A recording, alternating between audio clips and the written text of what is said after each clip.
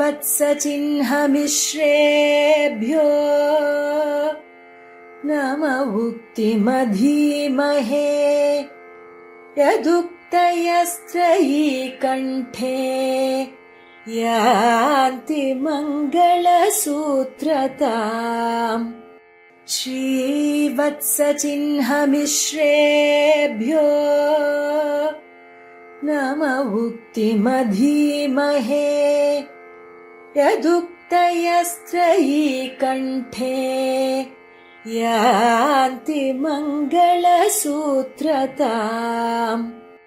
श्रीशैलेश दयापात्रं धीभक्त्यादिगुणार्णवं यतीन्द्रप्रवणं वन्दे रम्यजामातरं मुनिं लक्ष्मीनाथसमारम्भां नाथयामुनमध्यमाम् अस्मदाचार्यपर्यन्तां वन्दे गुरुपरम्परां यो नित्यमच्युतपदाम्बुजयुग्मरुक्मव्यामोहतस्थितराणि तृणाय मेने अस्मद्गुरोर्भगवतोस्य दयैकसिन्धोः रामानुजस्य चरणौ शरणं प्रपद्ये।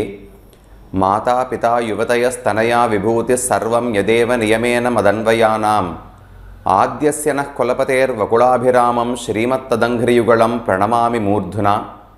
भूतं सरश्च महदाह्वय भट्टनाथ श्रीभक्तिसार कुलशेखर योगिवाहान् भक्ताङ्घ्रिरेणुपरकाल यतीन्द्रमिश्रान् श्रीमत्पराङ्कुशमुनिं प्रणतोऽस्मि नित्यं।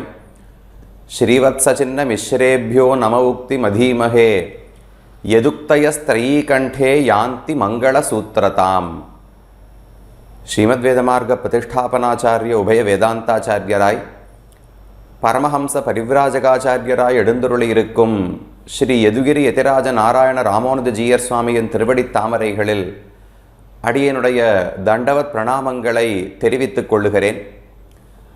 சுவாமியினுடைய சங்கல்பத்தாலே ஆழ்வார்கள் அருளிச் செய்த 4000 பாசுரங்களின் அர்த்தங்களை நாம் கடந்த ஓராண்டுக்கு மேலாக அனுபவித்தோம். அதைத் தொடர்ந்து ஸ்தோத்திரதாரா என்கிற இந்த ஒரு நிகழ்ச்சியின் மூலம், இந்த ஒரு உத்தியோகத்தின் மூலம் நம்முடைய ஆச்சாரியர்கள் அருளிச் செய்த தன்னிகரற்ற ஸ்தோத்திரங்களின் பொருளையும் சுருக்கமாக அனுபவித்து கொண்டு வருகிறோம். அதிலும் ஸ்தோத்திரக்காரர்கள் என்று சொன்னால் அந்த பெருமை ஒரு சில ஆச்சாரியர்களுக்குத்தான் உண்டு. முதலில் சுவாமி ஆளவந்தார், அதற்கு அடுத்ததாகவே கூரத்தாழ்வான்தான் அதிகமான ஸ்தோத்திரங்களை, மிகவும் ரசமான ஸ்தோத்திரங்களை இயற்றினவர். அவர் இயற்றினதும் தான் ஸ்ரீரங்கத்திலிருந்து புறப்பட்டு வெளியே சென்று வாழ வேண்டிய ஒரு சூழ்நிலையில்தான். கிருமிகண்ட சோழனுடைய உபத்திரவத்தாலே சுவாமி ராமானுஜர் ஸ்ரீரங்கத்தில் இருக்க முடியாமல் மேலக்கோட்டைக்கு சென்றார். அவர் அங்கு எழுந்தருளி இருக்கும் பொழுது தான் மட்டும் திருவரங்கத்தில் இருக்க முடியாமல் கூரத்தாழ்வானும் புறப்பட்டு திருமாலிரும் சோழமலைக்கு சென்றார். அங்கு செல்லும் வழியில்தான் அல்லது அங்கும் இருக்கும் பொழுதுதான் இந்த பஞ்சஸ்தவங்களில் அநேகமான ஸ்தவங்களை இயற்றினார் என்று ஆச்சாரியர்கள் கூறுகிறார்கள். அவருடைய உக்திகள் 5 ஸ்தவங்கள். இந்த 5க்கும் இருக்கக்கூடிய பெருமை மற்ற எந்த ஸ்தோத்திரங்களுக்குமே கூட கிடையாது என்று போற்றுகிறார்கள்.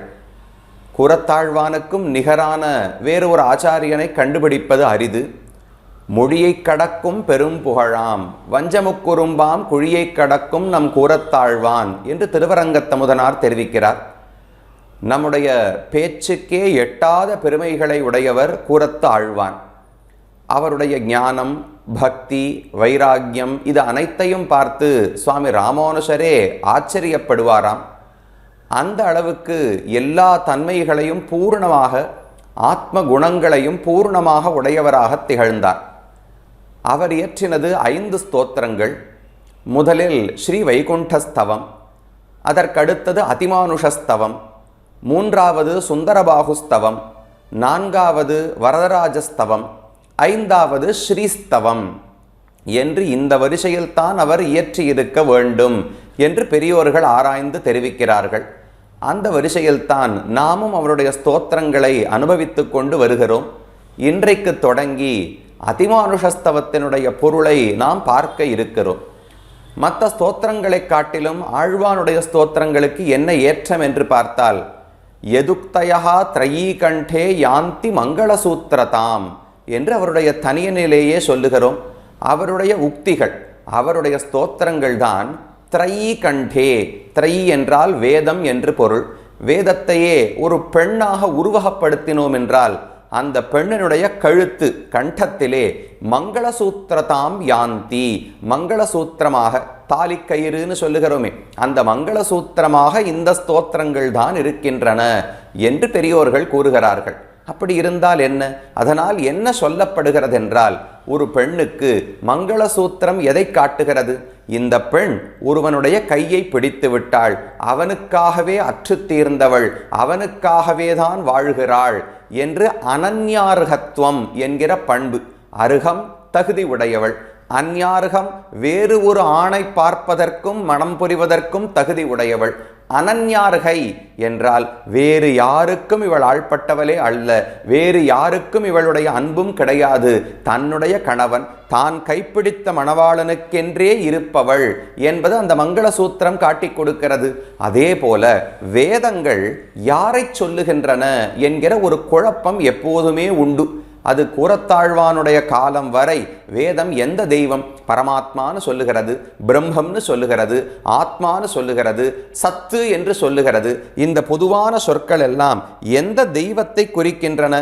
அது பிரம்மாவா, விஷ்ணுவா, சிவனா, இந்திரனா, வேற யாரான கடவுளா, யாரை பரம்பொருள் என்று வேதம் சொல்லுகிறது என்கிற ஒரு சந்தேகம் தொன்று தொட்டு இருந்து வந்ததாம். அதை தீர்த்து வைத்தவரே கூரத்தாழ்வான் தான் என்று தெரிவிக்கிறது.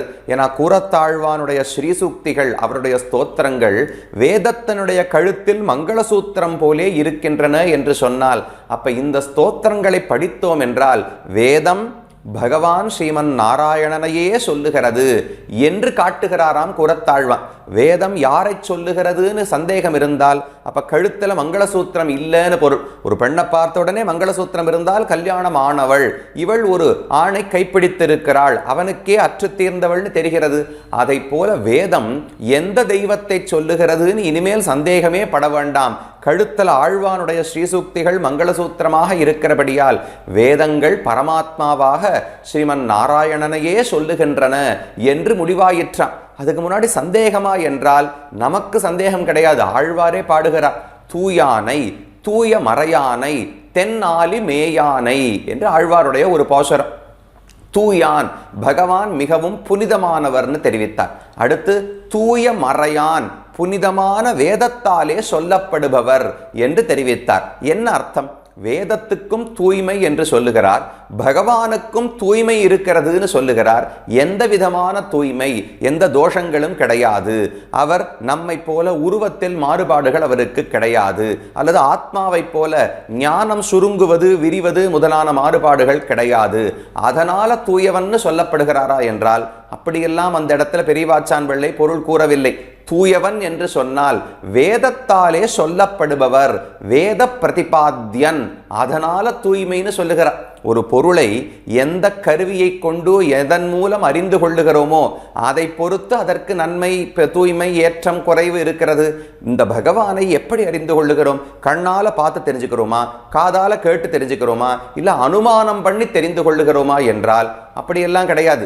கண்ணிலோ காதிலோ தவறு ஏற்படுவதற்கும் வாய்ப்புண்டு. நாம கண்ணால காண்பதெல்லாம் உண்மையாகவா இருக்கிறது? காணல் நீர்னு சொல்றோம், அது பொய் தான், நிஜமான தண்ணீரே கிடையாது. ஆனா பார்த்து தண்ணீர் நமக்கு தோன்றுகிறது. அப்ப கண்ணோ காதோ மற்ற புலன்களோ தவறாக போவதற்கான வாய்ப்பும் உண்டு.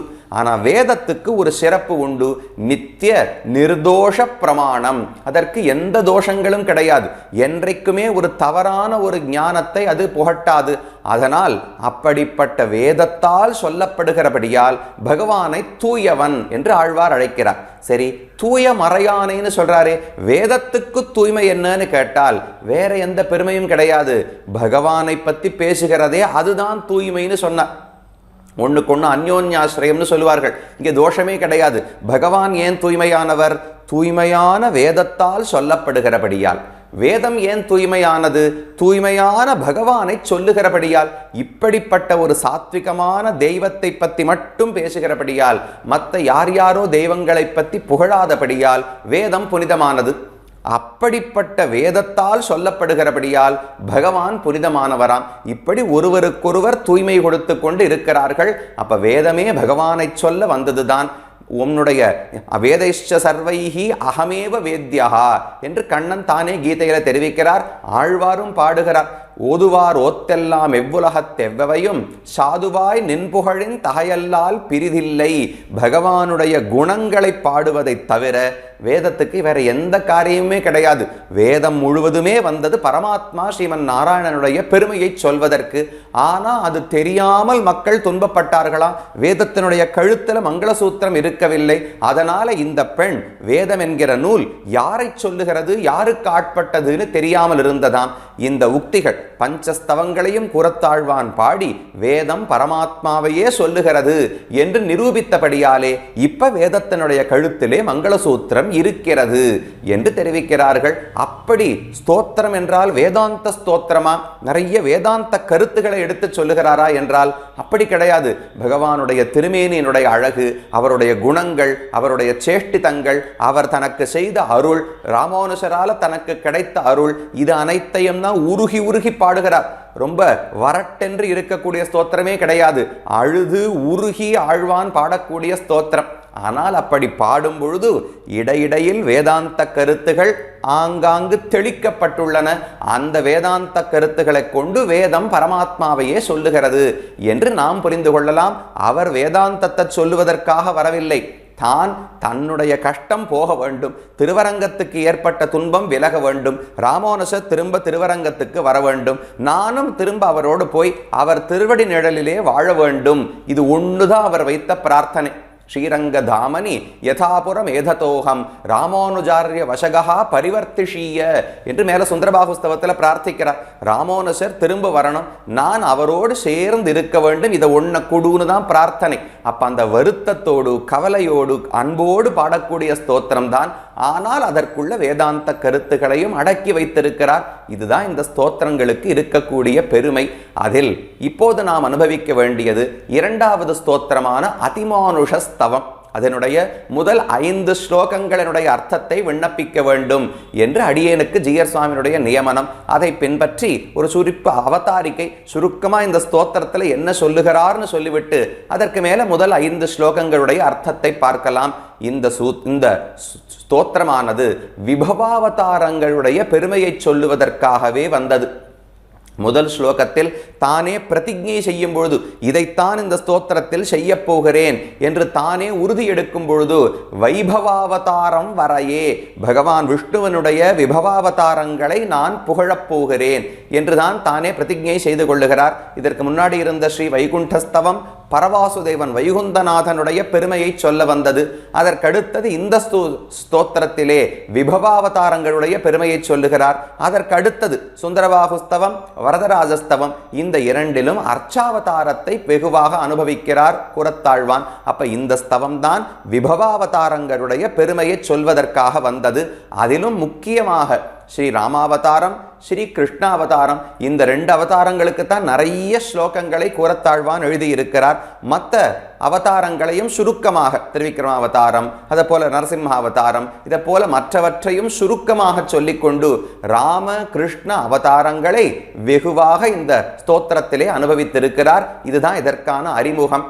அதோடு கூட இனி முதல் 5 ஸ்லோகத்தினுடைய அர்த்தம் என்னன்னு பார்க்கலாம். அதுல முதல் ஸ்லோகம் அதிமானுஷ சீலவிருத்த வேஷைஹி அதிவிருத்தாமர விக்ரம பிரதாபைஹி அதிலங்கித சர்வலோக சாமியம் வரையே வைஷ்ணவ வைபவாவதாரம்.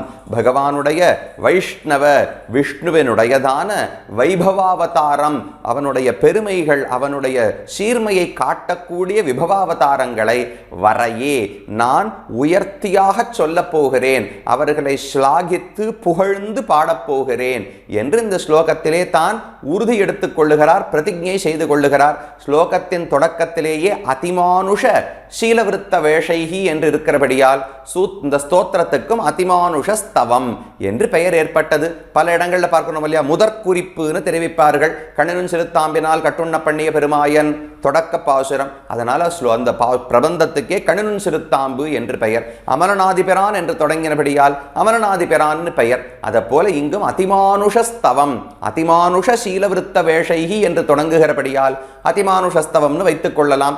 அல்லது பொருளை பார்த்தாலும் பொருந்தும். அதி என்றால் அதிக்ராந்தம், தாண்டியது என்று பொருள். மானுஷம், மனிதர்களுடைய இயல்பை தாண்டி இருக்கக்கூடிய பகவானுடைய தன்மைகளை சொல்லுகிறபடியாலே அதிமானுஷஸ்தவம். பகவான் மனிதனாகத்தான் அநேகமாக பிறக்கிறார்.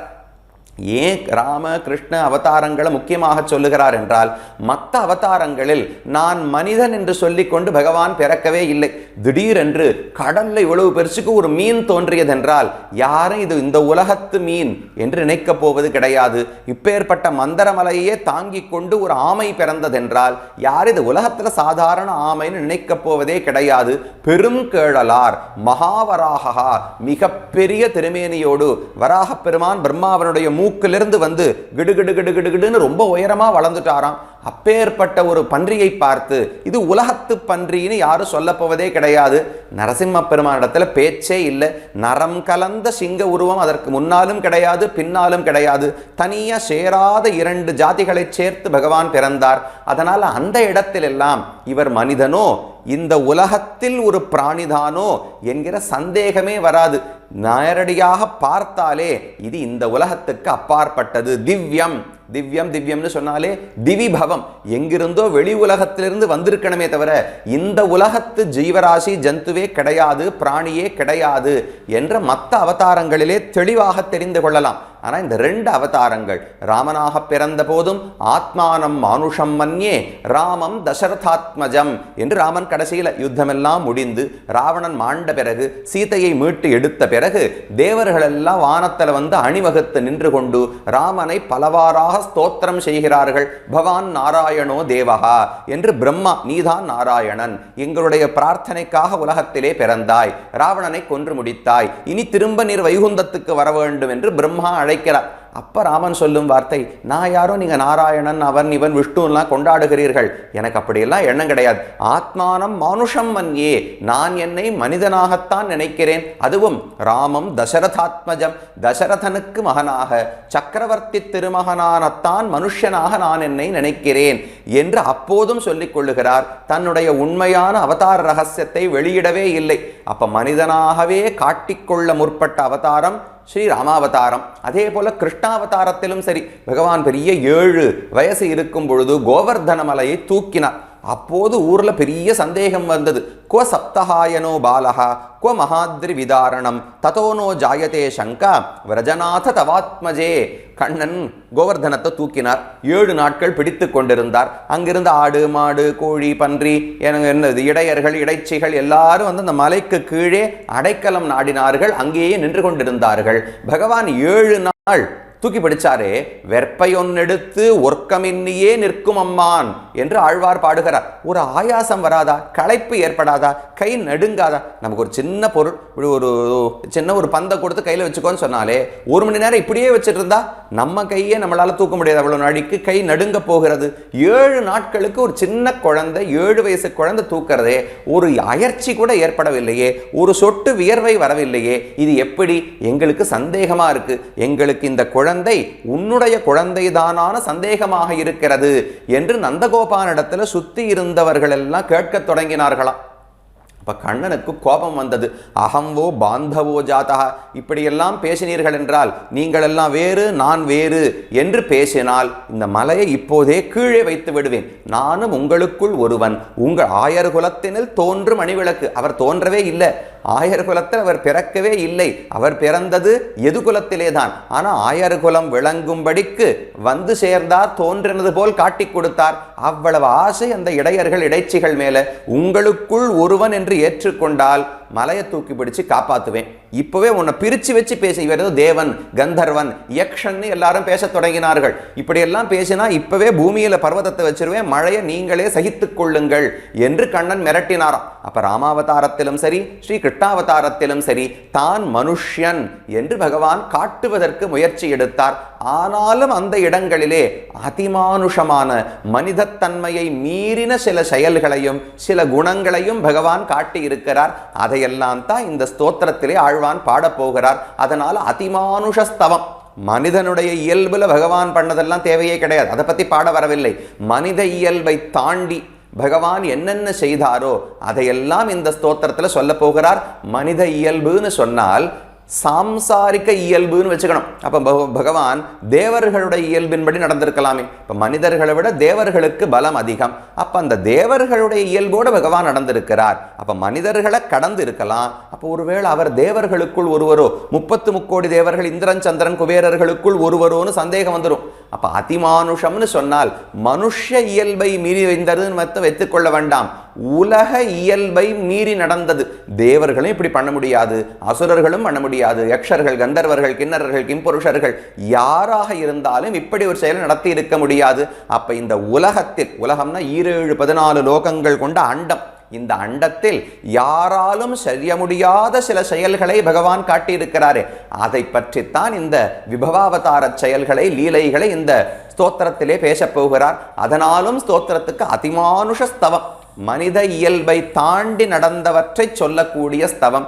இல்ல மனித இயல்பை தாண்டி பகவான் இருக்கிறாரே அந்த பகவானை பத்தி பேசக்கூடிய ஸ்தவம், அல்லது அதிமானுஷ என்கிற சொல்லாலே தொடங்கக்கூடிய ஸ்தவம். இப்படி வேணாலும் அர்த்தம் வச்சுக்கலாம். அதிமானுஷ ஸ்தவம்னு ஸ்தோத்திரத்துக்கு பெயர். அதுல முதல் ஸ்லோகத்திலேயே அதிமானுஷ சீல விருத்த வேஷைஹி அதிவிருத்தாமர விக்ரம பிரதாபைஹி அதிலங்கித சர்வலோக சாமியம் வரையே வைஷ்ணவ வைபவாவதாரம், பகவானுடைய விஷ்ணுவனுடைய விபவாவதாரங்களை நான் புகழப் போகிறேன். அந்த அவதாரங்கள் எப்படிப்பட்டவை, அதுல புகழ்வதற்கே தான் இருக்கா? பிறந்தார், ஏதோ பண்ணார், புறப்பட்டு போயிட்டார்னா அதுல புகழ்வதற்கு என்ன இருக்கிறதுன்னு தோணும். ஐயோ நிறைய இருக்கு, எதை தொட்டாலும் புகழலாம். அதிமானுஷ சீல விருத்த வேஷைஹி 3 விஷயங்களை சொன்னார். இந்த உலகத்து இயல்பை தாண்டி பகவானிடத்தில் என்ன இருக்கிறது என்றால் சீலம், அவருடைய சுபாவம் பண்பே இந்த உலகத்தை தாண்டி இருக்கிறது. விருத்தம், அவருடைய நடத்தை அவருடைய செயல்கள் இந்த உலகத்தை தாண்டி இருக்கின்றன. வேஷம், அவருடைய அழகு அவருடைய அலங்காரம் திருமேனி இந்த உலகத்தை தாண்டி இருக்கிறதா. இப்படி 3மே அதிமானுஷம். மனுஷனாக பிறந்திருந்தாலும் ஒரு சாதாரண மனுஷன் நடந்து கொள்வதை போலவா பகவான் நடந்தார். அவருடைய தன்மை எப்படிப்பட்டது? இமௌஸ்ம முனிஷார்தூல கிங்கரவு சமுபஸ்திதவ்.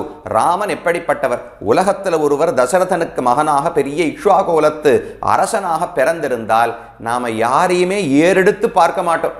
இப்ப இந்த வாழ்க்கை கிடைச்சதற்கே இவாள்லாம் சாதாரண மக்கள், இவரோடெல்லாம் பழக மாட்டேன்னு எத்தனையோ பேர் கௌரவம் பார்க்கிறார்கள். நாமே ஒரு அரசனாக பிறந்திருந்தால், பெரிய பணக்காரனா ராஜாவா பிறந்திருந்தா நம்ம பாடா படுத்தி வச்சிருப்போம். இந்த உலகத்தை யாரோடும் பழகாமல் அனைவரையும் தாழ்ந்தவர்களாக பார்த்திருக்கோம். ஆனா ராமன் அப்படி கிடையாது. பிறந்தது இக்ஷ்வாகு வம்சத்திலேயே திலகமாக ஒரு அரசனாக பிறந்தவர். ஆனா என்ன பண்ணி கொண்டிருந்தார்? காட்டுல விஸ்வாமித்திரரோடு போன பொழுது அவருடைய யாகத்தை எல்லாம் ரட்சித்து கொடுத்தார். மாமுனி வேள்வியை காத்து அவபிரதமாட்டிய அடுதிரல் அயோத்தி எம்மரசே என்று பாடுகிறார் அல்லவா. அப்ப அந்த முனிவர் விஸ்வாமித்திரருடைய வேள்வியை காத்து முடித்தார். அடுத்த நாள் காலை ராமன் எழுந்திருந்து வந்து அவர் முன்னாடி கைகட்டி வாய் புதைத்து நின்று கொண்டு, நாங்கள் கிங்கரர்கள், இமௌஸ்ம முனிஷார்தூல கிங்கரவு சமுபஸ்திதவ். விஸ்வாமித்திர முனிவரே, நானும் லக்ஷ்மணனும் உமக்கு கிங்கரர்களாக. கிம்கரஹா அப்படின்னா என்ன பண்ணணும் என்ன பண்ணணும்னு அடுத்து கேட்கணுமா. ஏதான கைங்கரியத்துக்காக வந்திருக்கேன், அடுத்து என்ன பண்ணணும் அடுத்து என்ன பண்ணணும், கடனேன்னு கைங்கரியம் பண்ணக்கூடாது. ஆமாம் நானும் வந்தேன், இவர் வேற இதெல்லாம் பண்ணுன்னு சொல்றார், இவருக்காக போய் பண்ண வேண்டியிருக்கு அப்படின்னு பண்ணா கைங்கரியம்னே பேரு கிடையாது. என்ன பண்ணணும்னு கேட்டு ஆவலோடு செய்ய வேண்டும். அதனால தான் கிங்கரஹா, தொண்டனை கிங்கரன்னு சம்ஸ்கிருதத்திலே தெரிவிப்பார்கள். அப்ப இமௌஸ்ம முனிஷார்தூல கிங்கரவு சமுபஸ்திதவ், நானும் லக்ஷ்மணனும் உமக்கு தொண்டு செய்வதற்காக கிங்கரர்களாக வந்திருக்கிறோம். எங்களுக்கு என்ன ஆணை, நீர் என்ன சொல்றீரோ பண்றதுக்காகத்தான் வந்திருக்கோம். எங்கள் தகப்பனார் பார்த்து விஸ்வாமித்திரர் கூட போ, அவர் உனக்கு நல்லது பண்ணுவார்னு சொல்லியிருக்கார். அப்ப நீர் சொல்லுவதற்கு காத்திருக்கிறோம், உம்முடைய வார்த்தைக்கு காத்திருக்கிறோம் என்று சர்வலோக மகேஸ்வரன். அதை கூட விட்டுடுங்கோ, தசரதனுடைய மகனான இக்ஷ்வாகு குலத்த அரசனாக ஆகப்போகும் ராமன் இப்படி ஒரு முனிவர் இடத்துல பேச வேண்டும்ங்கிற தேவையே கிடையாது. அதுதான் அவருக்குள்ள இருக்கிற பண்பு. ஒரு பக்தன் ஒரு முனிவர் ஞானின்னு இருந்தால் அவருக்கு தான் பணிந்தவராக இருக்கிறாரே, இது அதிமானுஷமான சுபாவம். இந்த உலகத்தில் இந்த சுபாவம் யாருக்கும் வராது. எவ்வளவு பெருமை இருந்தாலும் தன்னிடத்தில் அன்புடையவர்களுக்கு தான் தாழ்ந்தவராக நடந்து கொள்ளுகிறார். அது அவருடைய சுபாவம். கண்ணனுடைய சுபாவம் பார்த்தோம் என்றால் திவத்திலும் பசுநிறை மெய்ப்புவத்தி செங்கனிவாயங்கள் ஆயர் தேவே என்று நம்மாழ்வார் பாடுகிறார். பகவானுக்கு வைகுந்தத்திலிருந்து நித்திய சூரிகளை எல்லாம் ஆழ்வதை விட இந்த உலகத்துக்கு வந்து பசுமாடுகளை மேய்ப்பதுதான் ரொம்ப பிடிச்சிருக்குமா. அவருக்கு வைகுந்தத்தில் இருக்கிறதுல ஆசையே கிடையாது. நம்ம கிட்ட கேட்டா சுவாமி நகரத்தில் இருக்கணுமா இல்லை கிராமத்தில் இருக்கணுமான்னா, ஐயோ கிராமத்தில் ஏசி இருக்காது சுவாமி, கிராமத்தில் அந்த வசதி இருக்காது, இந்த வசதி இருக்காது, இந்த வைஃபை இன்டர்நெட்லாம் வராது, இந்த ஸ்தோத்திரதாரா நிகழ்ச்சியை பார்க்க முடியுமான்னு. இப்போ இந்த காலத்தில் எல்லா இடத்துலையும் கிராமத்திலையும் இருக்குது, எல்லா இடத்துலையும் பார்க்கலாம்னு வச்சுங்களேன். ஆனால் அந்த காலத்தில் சொல்லியிருப்பாளோ இல்லையோ, எங்களால் நகரத்தில் தான் இருக்க முடியும், கிராமத்திலலாம் இருக்க முடியாதுன்னு. பகவான் வைகுந்தம் போன்ற ஒரு உயர்ந்த இடத்தை விட்டு விட்டு எங்கு வந்தார்? ஒரு ஆய்ப்பாடியிலே மாடுகளுக்கு பின்னால் ஓடிக்கொண்டிருந்தார். ஆனந்தமா பண்ணுவாராம். பசுநிறை மேய்ப்பு உவத்தி திவத்திலும் வைகுந்தத்தில் இருப்பதை விட பசுநிறை மேய்ப்பு உவத்தின்னு தெரிவிக்கிறார். எந்த அளவுக்கு மாடுகன்றுகளை பிடிக்கும்னால் இந்த இடத்துல நம்பிள்ள ஈட்டில் தெரிவிக்கிறார். கண்ணன் அப்படி கோபிகைகளோட மடியில தலையை வச்சுன்னு தூங்குவாரோ இல்லையோ. ஒரு கோபிகை திருவடியை பிடிச்சு விடுவாளாம், ஒரு கோபிகை விசிறி வீசின்னு இருப்பா, ஒரு கோபிகை மடியில தலை வச்சுன்னு தூங்குவாராம். பொதுவாக காதலிகளோடு நாயகியோடு சேர்ந்து ஆனந்தமா ஒரு நாயகன் தூங்கி கொண்டிருக்கும் பொழுது வாயில் அப்படி வாயை திறந்து முணுமுணுன்னு ஏதான்னு பேசுறாருன்னு வச்சுங்களேன். என்ன பேசுகிறாருன்னு ஆசைப்படுவாளோ இல்லையா நாயகி, பார்த்து தன்னுடைய பெயர் வந்தா ரொம்ப ஆனந்தப்படுவா. தூக்கத்தில் கூட என்னை பற்றி தான் நினச்சிட்டு இருக்கார். தூங்கும்போது சிந்தையந்தி ஆண்டாள் அப்படின்னு ஏதோ ஒரு பெண்ணனுடைய பெயரை அந்த கோபிகையினுடைய பெயரை சொன்னால் அந்த கோபிகைக்கு ரொம்ப ஆனந்தமாக இருக்கும். நம்மாழ்வார் பார்த்தாராம், பகவான் வந்து ஆழ்வாரோட படுக்கையில் படுத்து தூங்கிட்டு இருக்கார். தூக்க கலக்கத்தில் நல்லா ஆழமாக தூங்கும்போது வாய் திறந்து ஏதோ முணுமுணுத்தாராம். என்னதுன்னு கேட்டு பார்த்தால் பசுமாடு மேய்க்க போகணும், காலை 6 மணி ஆகிவிட்டது, இந்த மாடு அந்த மாடுன்னு மாடுகளுடைய பெயரையெல்லாம் சொல்லிக்கொண்டு வாய் வெறுவது. தூக்கத்தில் பேசுறது கூட பகவான் மாடுகளை பற்றி தான் கண்ணன் பேசுவாராம். ஆழ்வாருக்கு இதை வருத்தப்படுறதா ஆனந்தப்படுறதான்னு தெரியலையே. வைகுந்தத்தில் நித்திய சூரிகளை எல்லாம் விட்டு மாடு மேய்ப்பதற்காக வந்தார். சரி, வந்த இடத்துல பெண்களிடத்திலேயாவது ஆசையோடு இருப்பாரோனால் பெண்களிடத்தில் இருந்த ஆசையை விட பசுமானிடத்தில் ஆசை உண்டாம் என்று ஆழ்வார் அந்த இடத்தில் ஆச்சரியப்படுகிறார். அந்த அளவுக்கு பகவானுடைய சுபாவம். எளியவன் எளியவன் எளியவன். ராமனிடத்தில் இருக்கிற மேன்மைக்கும் அளவு கிடையாது. அப்பேற்பட்டவர் விஸ்வாமித்திரருக்கு தொண்டன் என்று சொல்லிக் கொள்வது இந்த உலகத்தில் பார்க்க முடியாத ஒன்று. வைகுந்தத்தை விட்டு விட்டு இங்கு வந்து இங்கும் மனிதர்களை விட்டு மாடுகன்றுகளுக்கு பின்னால் ஓடும் தன்மை உலகத்தில் பார்க்க முடியாதது. அவ்வளவு எளிமை பகவானுக்கு. இதெல்லாம் தான் அதிமானுஷமான சீலம். இந்த உலகத்து இயல்பை தாண்டி இருந்த பகவானுடைய சுபாவம். அடுத்தது அதிமானுஷமான விருத்தம், நடத்தை, செயல்பாடு என்ன இருந்ததுனால் ராமாவதாரத்தில் ஒரு சேது கட்டினது. இக்கரையிலிருந்து அக்கறைக்கு இவ்வளவு பெரிய பாலத்தை யாரான கட்ட முடியுமா? அதிமானுஷமான செயல். ஒரு ஜட்டாயுவுக்கு திடீர்னு மோட்சம் கொடுத்தா. யாகதரி யஜ்ஞசீலானாம் ஆஹிதாக்னேஷ்ச யாகதிஹி அபராவர்த்தியனாம் யாச்ச பூமி பிரதாயினாம் மயாத்வம் சமனுஜாதா கச்சலோகான் அனுத்தமான். நான் சொல்றேன், அவர் ஒரு பக்ஷி. ஒன்றும் மனுஷனா பிறக்கலை. கர்மயோகம், ஞான யோகம், பக்தி யோகம் ஒன்றும் பண்ணது கிடையாது. பறவையாக இருந்தவர். அந்த பறவைக்கு அந்த பிறவியிலேயே பகவான் மோட்சத்தை கொடுத்தார். இது ஒரு மனிதனாலோ தேவனாலோ யாராலும் செய்ய முடியாத செயல். இது அதிமானுஷமான விருத்தம். கிருஷ்ணாவதாரத்திலும் அதை போல பல இடங்கள் உண்டு.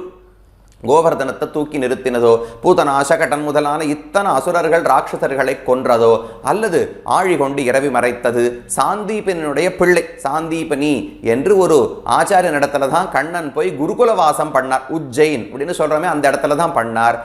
அந்த குருவுக்கு ஏதான தட்சிணை கொடுக்க வேண்டுமோ இல்லையோ, என்ன வேணும்னு கண்ணன் கேட்டார். அப்ப அவர் சொல்றார், நான் ஒரு முறை பிராபாச கஷேத்திரத்துக்கு தீர்த்த யாத்திரையா போயிருந்தேன். அப்ப என்னுடைய மகன் கடல்ல விழுந்துட்டான். எங்க போனான்னு தெரியல, உயிர் பிரிந்து விட்டதான்னு தெரியவில்லை, ரொம்ப நாளா தேடியும் கிடைக்கவில்லை, நீ தான் திரும்ப கொண்டு கொடுக்கணும்னு சொன்னார். உடனே கண்ணன் கடலுக்குள்ள போய் தேடினா அங்க காணும். நரகலோகத்துக்கு போனா அங்க அந்த பிள்ளை இருந்தான். நரகத்துல யமனிடத்துல பேசி பிள்ளைய திரும்ப கொண்டு வந்து ஆச்சாரிய இடத்துல ஒப்படைத்தார். இதெல்லாம் சாதாரண மனுஷனால பண்ண முடியாத செயல். அதே போல வைதிகன் பிள்ளைகளை உடலோடும் கொண்டு கொடுத்தமை என்று ஆழ்வார் பாடுகிறார். கண்ணன் வாழ்ந்திருந்த காலத்திலே யாரோ ஒரு பிராமணர், ஒரு வைதிகன் இருந்தாராம். அவருக்கு வரிசையா குழந்தைகள் பிறந்து கொண்டே இருந்தன. உடனே 5 நிமிஷத்துக்குள்ள குழந்தை காணாம போயிடுத்து. 3 குழந்தையாச்சு, 4 குழந்தையாச்சு. அவருக்கு ரொம்ப வருத்தம். நேர கண்ணனிடத்துல வந்து முறையிட்டார். கண்ணா, உன்னுடைய ஆட்சியில் இப்படி நடக்கிறது. ஒரு குழந்தையை கூட தங்க வைக்க முடியவில்லை. 5 நிமிடங்களுக்குள்ள யாரோ குழந்தையை திருடி கொண்டு போய் விடுகிறார்கள். அடுத்த குழந்தை இப்ப பிறக்க போறது, நீ தான் வந்து காப்பாத்தணும்னு அவர் கேட்டார். கண்ணன் சரின்னு புறப்படும் பொழுது அர்ஜுனன் தடுத்தார். இந்த சின்ன காரியத்துக்கு கண்ணா நீ போகணுமா, நான் போய் செய்கிறேன் என்று வந்தார். தன்னுடைய அம்புகளால அந்த பிரசவ அறை இருக்கிறதே அது மொத்தத்தையும் அம்பால மூடிவிட்டார். காத்து உள்ள போகணும்னா கூட அர்ஜுனனுடைய அனுமதி இருந்தால் தான் உள்ள போக முடியுமா, அவ்வளவு நன்னா ரட்சித்து வைத்திருந்தார். போன சரி, பிரசவம் ஆயித்து, குழந்தை பிறந்தது. மற்ற குழந்தைகளாவது 5 நிமிடம் கழித்து திருடப்பட்டன. இந்த குழந்தை பிறந்த நிமிஷத்திலே திருடப்பட்டது. ஒரு நிமிஷம் கூட அவர்களால் பார்க்க முடியவில்லை. அந்த பிராமணர் நேர கண்ணன் இடத்துல ஓடினார். நான் உன்னைத்தானே கூப்பிட்டேன், நீ வந்து ரட்சித்து கொடுத்திருக்கலாமே. அர்ஜுனனை அனுப்பினா அவர் அந்த காரியத்தையும் சரியாக செய்யவில்லை, நீதான் பொறுப்பு என்று அவர் சொன்னார். கண்ணனுக்கு புரியல, யார் இவருடைய குழந்தை, எதுக்கு 5 குழந்தைகளை திருடம்னு தன்னுடைய தேரை எடுத்து தானும் ஏறி அர்ஜுனனையும் ஏத்திக்கொண்டு அந்த பிராமணரையும் ஏத்திக்கொண்டு அப்படியே ஒவ்வொரு உலகமா புறப்பட்டு சென்றாராம் கண்ணன். அந்த குழந்தை எங்க இருக்கும்னு தேடி தேடி போனால் கடைசியில விஷ்ணுலோகம் வரைக்கும் போய் சேர்ந்தார்கள். அங்கு போன உடனே இவர்கள் உள்ள வர முடியாது. அர்ஜுனனையும் அந்த வைதிகரையும் வாசல்ல நிறுத்தி வைத்துவிட்டு பகவான் கண்ணன் மட்டும் உள்ள போய் பார்த்தா ஸ்ரீதேவி நாச்சியாருடைய மடியில 5 குழந்தைகளும் விளையாடி கொண்டிருந்தனமா. பகவானுக்கு புரியவே இல்லை, நீர் எதற்காக குழந்தையை திருடின்னு வந்திருந்தால்? இல்லை, இந்த கண்ணனான வேஷத்தை நான் சேவிச்சது கிடையாது, வைகுண்டநாதனா உமை சேவிச்சிருக்கேன், கண்ணனான அழக சேவிக்கணும்னு ரொம்ப ஆசையா இருந்தது, அதுக்கு உமை வர வைக்கிறதுக்கு தான் இந்த நாடகம் ஆடினேன் என்று பிராட்டி சொன்னாலாம். நல்ல நாடகம், என்னை கூப்பிட்டிருந்தா நானே வந்திருக்க போறேன், அதுக்கு இப்பேற்பட்ட ஒரு நாடகம் ஆடனவான்னு சொல்லி குழந்தைகளை திருப்பி கொண்டு வந்து அந்த வைதிகனிடத்திலே கொடுத்தார் கண்ணன் என்று ஒரு சரித்திரம் சொல்லப்படுகிறது. அப்ப இதெல்லாம் சாதாரண மனுஷன் நம்முடைய விஷ்ணுலோகத்துக்கு வைகுந்தத்துக்கு போன குழந்தைகளை திரும்ப மீட்டுக் கொண்டெல்லாம் யாராலும் வர முடியாது. ஆனால் பகவான் செய்து காட்டினார். இதெல்லாம் அதிமானுஷமான விருத்தங்கள், கண்ணனுடைய விருத்தங்கள். அப்ப அதிமானுஷ சீலம் பண்பு, அதிமானுஷ விருத்தம் நடத்தை, அதிமானுஷ வேஷம். பகவானுடைய திருமேனி அழகு, ஆபரணம், ஒப்பனை அழகை பார்த்தால் அது இந்த உலகத்தினுடையதாகவே இருக்காதான். ராமன் நன்ன மாந்தோல் மரவுரி எல்லாம் தரித்து கொண்டு தண்டகாரண்ய காட்டுக்குள்ளே நுழைகிறார். அதை பார்த்த உடனே எல்லா ததுர்ஷுகு விஸ்மிதாகாராக ராமஸ்ய வனவாசினஹா என்று வால்மீகி தெரிவிக்கிறார். எல்லாரும் ராமனுடைய அழகை பார்த்து அப்படியே ஆச்சரியப்பட்டார்களாம். ரூபசம்ஹனனம் லக்ஷ்மீம் சௌகுமாரியம் சுவேஷதாம் ததுர்ஷுகு விஸ்மிதாகாராக. அவர்களுக்கு இப்படி ஒரு மனிதனா, இப்படி அழகானவனா, ரூபசம்ஹனனம் ரொம்ப அழகான அங்க அடையாளங்கள் எல்லாம் ரொம்ப அழகா இருக்கு. லக்ஷ்மி, அதுல இருக்கக்கூடிய மொத்த அழகு நன்னா இருக்கு. உருவம் எல்லாம் சமமா இருக்கணும் இல்லையோ, கை ரொம்ப நீளமா இருக்கிறதோ, இல்ல முகத்தை விட மூக்கு பெருசா இருக்கிறது, மூக்கு சின்னதா இருந்து கண்ணு பெருசா இருக்கிறது, அப்படியெல்லாம் இல்லை. சமவிபக்தாங்கஹா, சமஹா சமவிபக்தாங்கஹான்னு வால்மீகி தெரிவிக்கிறார். அதாவது இருக்க வேண்டிய அளவுக்கு எல்லாம் ராமனுக்கு கண்ணு, மூக்கு, வாயு, கை எல்லாம் இருக்குமாம். அப்படி பார்த்தோன்னே ரூபசம்ஹனலம் லக்ஷ்மி சௌகுமாரியம், தொட்ட அவ்வளவு மென்மையா இருக்கு ராமனுடைய திருமேனி. சுவேஷதாம், அழகான அலங்காரம் பண்ணி கொண்டிருப்பாராம். என்ன அலங்காரம்? ஒரு ஆபரணங்களும் கிடையாது, வெறும் மாந்தோல் மரவுரி. இதை போய் பெரிய அலங்காரம்னு சொல்லலாமானால் அந்த ரிஷிகள் தாங்களுடைய ஆடைகளை பார்த்தார்களாம். நாங்க பல ஆயிரம் ஆண்டுகளா மாந்தோல் தான் உடுத்தின்னு இருக்கோம், இவ்வளவு அழகா எங்களாலேயே உடுத்திக்க முடியல. ராமன் இப்பதான் ஆரம்பிச்சிருக்கார், வனவாசம் தொடங்கியே 1 மாசம் 4 மாசம் தான் இருக்க போறது, அதுக்குள்ளே எவ்வளவு அழகா உடுத்தின்னு இருக்காராம். நாங்களெல்லாம் ஆயிரக்கணக்கான ஆண்டுகளாக உடுத்தி கொண்டிருக்கிறோம், எங்களுக்கு பார்த்தா அது அழகாக இல்லை. அப்படி பகவானுடைய அழகு. செவ்வரத்த உடையாடை அதன் மேலோர் சிவளிகை செங்கன்னாளால் என்று திருமங்கையாழ்வாருடைய பாசுரம். அவனுடைய வஸ்திரம் என்ன, அவனுடைய ஆபரணங்கள் என்ன? கோதண்ட மண்டிதகராத் கமலாயதாக்ஷாத் மார்த்தாண்ட வம்ச திலகாத் மனுஜேந்திர வேஷாத் சீதா முகாப்ஜ மதுபாத் சகலாபிராமாத் ராமாத் பரம் கிமபி தத்துவமகம் நஜானே. ஒரு அழகான ஸ்லோகம். கோதண்ட மண்டிதகரம், கையில பெருசா வில்ல பிடிச்சிருக்கார். கமலாயதாக்ஷம், தாமரை போன்ற கண்கள். ராமனை எப்ப சொன்னாலும் ராம கமலபத்ராட்சா சர்வசத்துவ மனோகரா, தாமரை போன்ற கண்களை உடையவன், எல்லாருடைய மனதையும் கண்களையும் ஈர்க்கக்கூடியவன். பும்சாம் திருஷ்டி சித்தாபகாரணம்னு வால்மீகி சொல்றார். பெண்கள் மட்டும் ராமனை பார்த்து ஆசைப்பட்டது கிடையாது, ஆண்களே பார்த்தால் கூட ஓ இப்பேற்பட்ட அழகனா, ஆண்களுக்குள்ள இப்படி கூட அழகு இருக்க முடியுமான்னு ஆச்சரியப்பட்டு தங்கள் மனதையும் கண்ணையும் பறிகொடுத்து விடுவார்களாம். அது ராமனுடைய அழகு. கண்ணனுடைய அழகு கேட்கவே வேண்டாம். இன்னும் இவர் எப்படி கோதண்டத்தை படிச்சிருக்காரோ அவர் வம்சி விபூஷித கராத், கையில் அழகா புல்லாங்குழல் வச்சுருக்கார், முகம் அப்படியே வட்டமா சந்திரநாட்ட இருக்குமா. வம்சி விபூஷித கராத் நவநீரதாபாத் பீதாம்பராத் அருணபிம்ப பலாதரோஷ்டாத் பூர்ணேந்து சுந்தரமுகாத் அரவிந்த நேத்ராத் கிருஷ்ணாத் பரம் கிமபி தத்துவமகம் நஜானே. வம்சி விபூஷித கரம், கையில் அழகா புல்லாங்குழலை வச்சு வாசித்துக் கொண்டிருக்கிறார். அது அவருடைய திருமேனி அப்படியே கருப்பான மேகத்தை போல் இருக்கிறது. நவநீரதாபாத் பீதாம்பராத், அந்த கருப்புக்கு நேர் எதிர்வண்ணமா நல்ல மஞ்சள் வர்ணத்தில் ஆடை உடுத்தி கொண்டு பட்டாடை உடுத்தி கொண்டிருக்கிறார். அருணபிம்ப பலாதரோஷ்டாத், நல்ல பக்குவமான ஒரு பழம், பழுத்த பழம் போல சிவப்பான உதடுகள் பகவானுக்கு உண்டாம். அப்படி ஓஷ்டாத்து அது கமலாயதாக்ஷாத், இப்படி ரொம்ப அழகான கண்ணனை விட பகவானை விட உயர்ந்த ஒரு அழகனே கிடையாது. காமனை பயந்த காளை, கண்ணனுக்கும் ருக்மிணிக்கும் பிறந்த முதல் மகனுக்கு பிரத்யும்னன்னு பெயர். அந்த பிரத்யும்னன் தான் மன்மதனுடைய மறுபிறவியாம். அப்ப மன்மதனே அழகுக்கு பெயர் போனவர். அந்த மன்மதனையே ஒருத்தர் பெற்றிருக்க வேண்டும். காமனை பயந்த காளை, அவரையே ஒருத்தர் பெற்றிருக்கணும்னா அவர் எவ்வளவு அழகாக இருக்க வேண்டும். அப்படி மன்மதா என்று வியாசர் தெரிவிக்கிறார். தாசாம் ஆவிரபூத் சௌரிஹி ஸ்மயமான முகாம்புஜா பீதாம்பரதர ஸ்ரக்வி சாக்ஷான் மன்மதா. கோபிகைகள் ராசக்கிரீடைக்கு நடுவில் கண்ணன் தோன்றிய போது மன்மதனுக்கே மன்மதனை போல கண்ணன் அழகாக தோன்றினாராம். அப்ப அவருடைய வேஷம், அவருடைய வடிவத்தும் அதிமானுஷமாக இருக்கிறது. அப்ப அதிமானுஷ சீல விருத்த வேஷைகி, அவருடைய பண்புகள், அவருடைய நடத்தை, அதுக்கு மேல அவருடைய அழகு திருமேனி, இது மூணுமே மனித இயல்பை தாண்டி இருக்கிறது. அப்புறம் அதிவிருத்தாமர விக்ரம பிரதாபைகி, அதிவிருத்த தாண்டின அமர, அமரர்கள்னா தேவர்கள்னு அர்த்தம். தேவர்களை கூட தாண்டி விஞ்சி இருக்கக்கூடிய விக்ரம பிரதாபைகி. விக்ரமம்னு சொன்னால் எதிரிகளுடைய படை எவ்வளவு பெரிதாக இருந்தாலும் அதுல ஒரு துன்பமே இல்லாமல் அனாயாசமா உள்ள போய் சண்டை போடணும். என்னமோ நம்முடைய வீட்டுக்குள்ள வருவது போல எதிரிகள் படைக்குள்ள புகுந்து சண்டையிடக்கூடிய சக்தி இருக்கே, அதற்கு விக்ரமம்னு தெரிவிப்பார்கள். பிரதாபம்னு சொன்னால் உள்ளே புகுந்து எதிரிகள் அப்படியே எரிக்கணும், தகிக்க வேண்டும், யாராலும் தோற்கப்பட முடியாதவனாக இருக்க வேண்டும். அதுதான் அனபிபவனீயத்துவம், யாராலுமே கண்ணனை தோக்கடிக்கவே முடியாது. அந்த ஒரு தன்மைக்கு தான் பிரதாபம்னு பெயர். அப்படி அமரர்களை கூட தேவர்களை கூட விஞ்சி இருக்கக்கூடிய விக்ரமம் பிரதாபம் முதலான குணங்களை உடையவர். இப்படி இருப்பதனாலே அவருடைய பண்பு, நடத்தை, அழகு, விக்ரமம், பிரதாபம் இது எல்லாம் இந்த உலகத்தை மீறி இருக்கிறபடி அதிலங்கித சர்வலோக சாமியம், சர்வலோக எல்லா உலகத்தோடும் சாமியம் ஒப்பாக இருக்கும் தன்மையை அதிலங்கித, அதை தாண்டி இருக்கிறார். இந்த உலகத்தில் பகவானுக்கு நிகரானவர்னு வேற ஒருத்தர் சொல்ல முடியாது. அப்ப உலகத்தோடு ஒப்பாக இருப்பதை தாண்டி இருக்கிறாராம் பகவான். அப்ப ஒப்பே அற்றவன் அர்த்தம். ஒத்தார் மிக்கார இலையாய மாமாயா நதத் சமஸ்ச அபியதிகஷ்ச திருஷ்யதே என்று ரிஷி சொல்லுகிறார். அவனுக்கு நிகரானவர்களும் கிடையாது, அவனை விட உயர்ந்தவர்களும் கிடையாது. உலகத்தில் அனைவரை காட்டிலும் உயர்ந்தவன் தான் ஒருவனாகத்தான் இருக்கிறார். எதனாலே? அவருடைய பண்பு, குணம், அவருடைய நடத்தை, அழகு, விக்ரமம், பிரதாபம் எல்லாம் உலகத்து இயல்பை தாண்டி இருக்கிறது.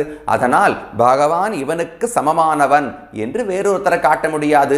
எல்லா சாமியத்தையும் அதிலங்கனம் தாண்டி பகவான் இருக்கிறாராம். அப்படிப்பட்ட வைபவாவதாரம், விஷ்ணுவினுடைய விபவாவதாரங்களை வரையே நான் புகழப் போகிறேன், நான் கொண்டாடப் போகிறேன் என்று முதல் ஸ்லோகத்தாலே பிரதிஜை செய்து கொண்டார். அதற்கடுத்தது 2, 3, 4, 5 4 ஸ்லோகங்களாலே திருவரங்கநாதன் ஸ்ரீரங்கத்து பெரிய பெருமாள் அவரை பத்தின சில ஸ்லோகங்களை பாடுகிறார். நமக்கு சந்தேகமா இருக்கும், இவர் பாட வந்தது விபவாவதாரங்களை, விபவத்தை பாடுறேன்னு சொல்லிட்டு உடனே அடுத்த ஸ்லோகத்தில் அர்ச்சாவதாரத்தை எடுத்துக்கு பாடுறார். ராமன், கண்ணன், மத்ஸ்யம், கூர்மம் ஏதோ ஒன்றைத்தானே பாடி இருக்க வேண்டும். எதுக்கு திருவரங்கநாதனை பாடினார்னால், ஒன்று மனசுல இருக்கக்கூடிய கஷ்டம், திருவரங்கத்தை விட்டு பிரிந்து இப்பதானே திருமாலிருஞ்சோலைக்கு சோலைக்கு போய்கொண்டிருக்கிறார். போற வழியில மனசுல திருவரங்கநாதனை மறந்து விட முடியுமா? அவர் குடதிசை முடிய வைத்து குணதிசை பாதம் நீட்டி வடதிசை பின்பு காட்டி தென்திசை இலங்க நோக்கி கடல் நிற கடவுளந்தை அரவணை துயிலும் ஆகண்டு உடல் எனக்கு உருகுமாலோ, அப்படி உருகி உருகி பார்த்திருக்க போகிறார், பகவானை சேவித்திருக்க போகிறார். அது அவரால் மறக்க முடியவில்லை. அதனால புறப்பட்டு வரும்பொழுதும் விபவாவதாரத்தை பாட வேண்டிய இடத்திலும் அர்ச்சாவதாரமான திருவரங்கத்தை பாடுகிறார். மேலும் 2வது காரணம், தனித்து பிரித்து பார்க்கவே முடியாது. அர்ச்சாவதாரம் என்பதென்ன? விபவாவதாரத்தினுடைய ஒரு நீட்சி தானே, அதனுடைய மிச்சம். ஒரு பெரிய ஆற்றிலே வெள்ளப்பெருக்கு எடுக்கிறதுன்னு வச்சுங்களேன், வெள்ளம் ஓய்ந்த பிறகு அங்கங்க குளத்துல மடுக்களில் எல்லாம் தண்ணீர் தேங்கி இருக்கும், சின்ன சின்ன நீர்நிலைகள்ல தண்ணீர் தேங்கி இருக்குமே, அதை போல ஒரு பெருக்காறு போலே விபவங்கள், அதிலே தேங்கின மடுக்கள் போலே அர்ச்சாவதாரம்னு தெரிவிப்பார்கள். ஒரு பெரிய வெள்ளப்பெருக்கு எடுத்த ஆறு போல விபவாவதாரங்கள் 100 வருஷம் 1000 வருஷம் இருந்து முடிஞ்சு போயிடும். அதுக்கு அதுக்கப்புறம் அந்த பெருமானுடைய மிச்சம் தங்கி இருக்கிற தண்ணீர் நீர்நிலைகளாகத்தான் அர்ச்சாவதாரங்கள் இருக்கின்றன. பின்னானார் வணங்கும் சோதி திருமூழி களத்தானாய்னு திருமங்கையாழ்வார் பாடுகிறார். பின்னானார் ராமாவதாரத்துக்கு பிற்பட்டவர்கள் நாமெல்லாம், கிருஷ்ணாவதாரத்துக்கும் பிற்பட்டவர்கள். நாம் எப்படி அவனை சேவிக்கிறதுனால் அர்ச்சாவதார வடிவத்தில் அந்த ராமனையும் கண்ணனையும் சேவித்துக் கொள்ளுகிறோம். அதனால் தான் அர்ச்சாவதாரத்தை பாடும் பொழுதும் விபவாவதாரத்தை விட முடியாது. மேல சுந்தரபாகுஸ்தவம் வரதராஜஸ்தவம்னு பாட போறாரே, 2 ஸ்தவங்களிலும் இந்த பெருமான ஒவ்வொரு மத்ஸ்யாவதாரம், கூர்மாவதாரம், வராகாவதாரம் ஒன்றொன்றோடும் ஒப்பிட்டு பாடுகிறார் கூறத்தாழ்வான். ஏன் இப்படி பாடுறார்னால் அர்ச்சாவதாரத்தை விபவத்தை விட்டுட்டு பார்க்க முடியாது. அதே போல விபவாவதாரத்தை அர்ச்சையை விட்டு விட்டு அனுபவிக்க முடியாது. அதனால 4 ஸ்லோகங்களால திருவரங்கநாதனை பாடுகிறாராம். மேலும் ராமன் கண்ணன் எல்லாரும் யாரு? ஒருவில்லால் ஓங்கு முன்னீர் அடை துலகங்கள் உய்ய செருவிலே அரக்கர்கோனை செத்தனம் சேவகனார் மருவிய பெரிய கோயில் மதில் திருவரங்கம். தொண்டடிப்புடி ஆழ்வார் பாடுகிறார். ராமன் தான் திருவரங்கத்தில் இருக்கிறார்னு தொண்டடிப்புடி ஆழ்வார் பாசுரம். கற்றினம் மெய்த்தையந்தை கடலினை பணிமினீரே, கண்ணன் தான் திருவரங்கத்தில் இருக்கிறார். கொண்டல் வண்ணனை கோவலனாய் வெண்ணையுண்ட வாயன் என் உள்ளம் கவர்ந்தானை அண்டர்கோன் அணியரங்கன் திருப்பாணாழ்வார் பாசுரம். அப்ப தொண்டடிப்புடி ஆழ்வார் சொல்றார் ராமன் தான் திருவரங்கநாதன், திருப்பாணாழ்வார் சொல்றார் கண்ணன் தான் திருவரங்கநாதன். இவர் யாரை பாட போறார்? ராமனையும் கண்ணனையும் பாட போகிறார். அப்ப மூலமான திருவரங்கநாதனை பாடித்தானே ஆக வேண்டும். சுவாமி வேதாந்த தேசிகன் தசாவதார ஸ்தோத்திரம்னு ஒரு ஸ்தோத்திரம் இயற்றி இருக்கிறார். இதே போல அவதாரங்களை பாடுவதற்காகவே ஸ்தோத்திரம் இயற்றினார். அதுல ஒவ்வொரு ஸ்லோகம் மத்ஸ்யத்துக்கு 1, கூர்மத்துக்கு 1, நரசிம்மனுக்கு 1, வாமனனுக்கு 1, வராகருக்கு 1, இப்படி ஒவ்வொரு ஸ்லோகமா மேல பாட போறார். ஆனா முதல் ஸ்லோகத்துல பாடும்பொழுது விபவாவதாரத்தையே பாடல. தேவோன சுபமாதனோது தசதா நிர்வர்த்தயன் பூமிகாம் ரங்கே தாமனி லப்த நிர்பர ரசைர் அத்தியக்ஷிதோ பாவுகைஹி. 10 ஆழ்வார்களாலும் பாடப்பட்ட திருவரங்கநாதன் தான் இப்படி 10 திருமேனிகள் 10 அவதாரங்களையும் எடுத்து நமக்கு நல்லது செய்கிறார் என்று வேதாந்தேசிகன் தெரிவிக்கிறார். அப்ப அவதாரங்களுக்கெல்லாம் மூலமே திருவரங்கநாதன் தான். ராமனும் கண்ணனும் இன்று இருப்பது திருவரங்கநாதனுக்காகத்தான். இவருக்கும் திருவரங்கத்துல ரொம்ப ஈடுபாடு உண்டு.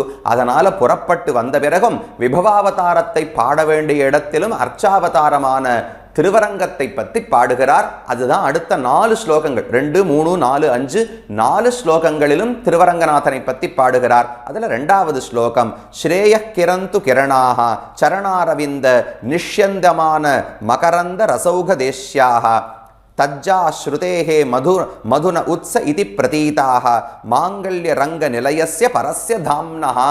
பகவானுடைய திருவடிகளிலிருந்து வரக்கூடிய ஒளி கிரணங்கள் இருக்கின்றனவே, அந்த ஒளியானது நமக்கு நல்லது செய்யட்டும் என்று இந்த ஸ்லோகத்திலே பிரார்த்திக்கிறார். ஸ்ரீ மாங்கல்ய ரங்க நிலையஸ்ய, மாங்கல்ய மிகவும் மங்களமானது, நமக்கெல்லாம் நன்மை செய்யக்கூடியது, ரங்கம் என்கிற இந்த அழகான விமானம்.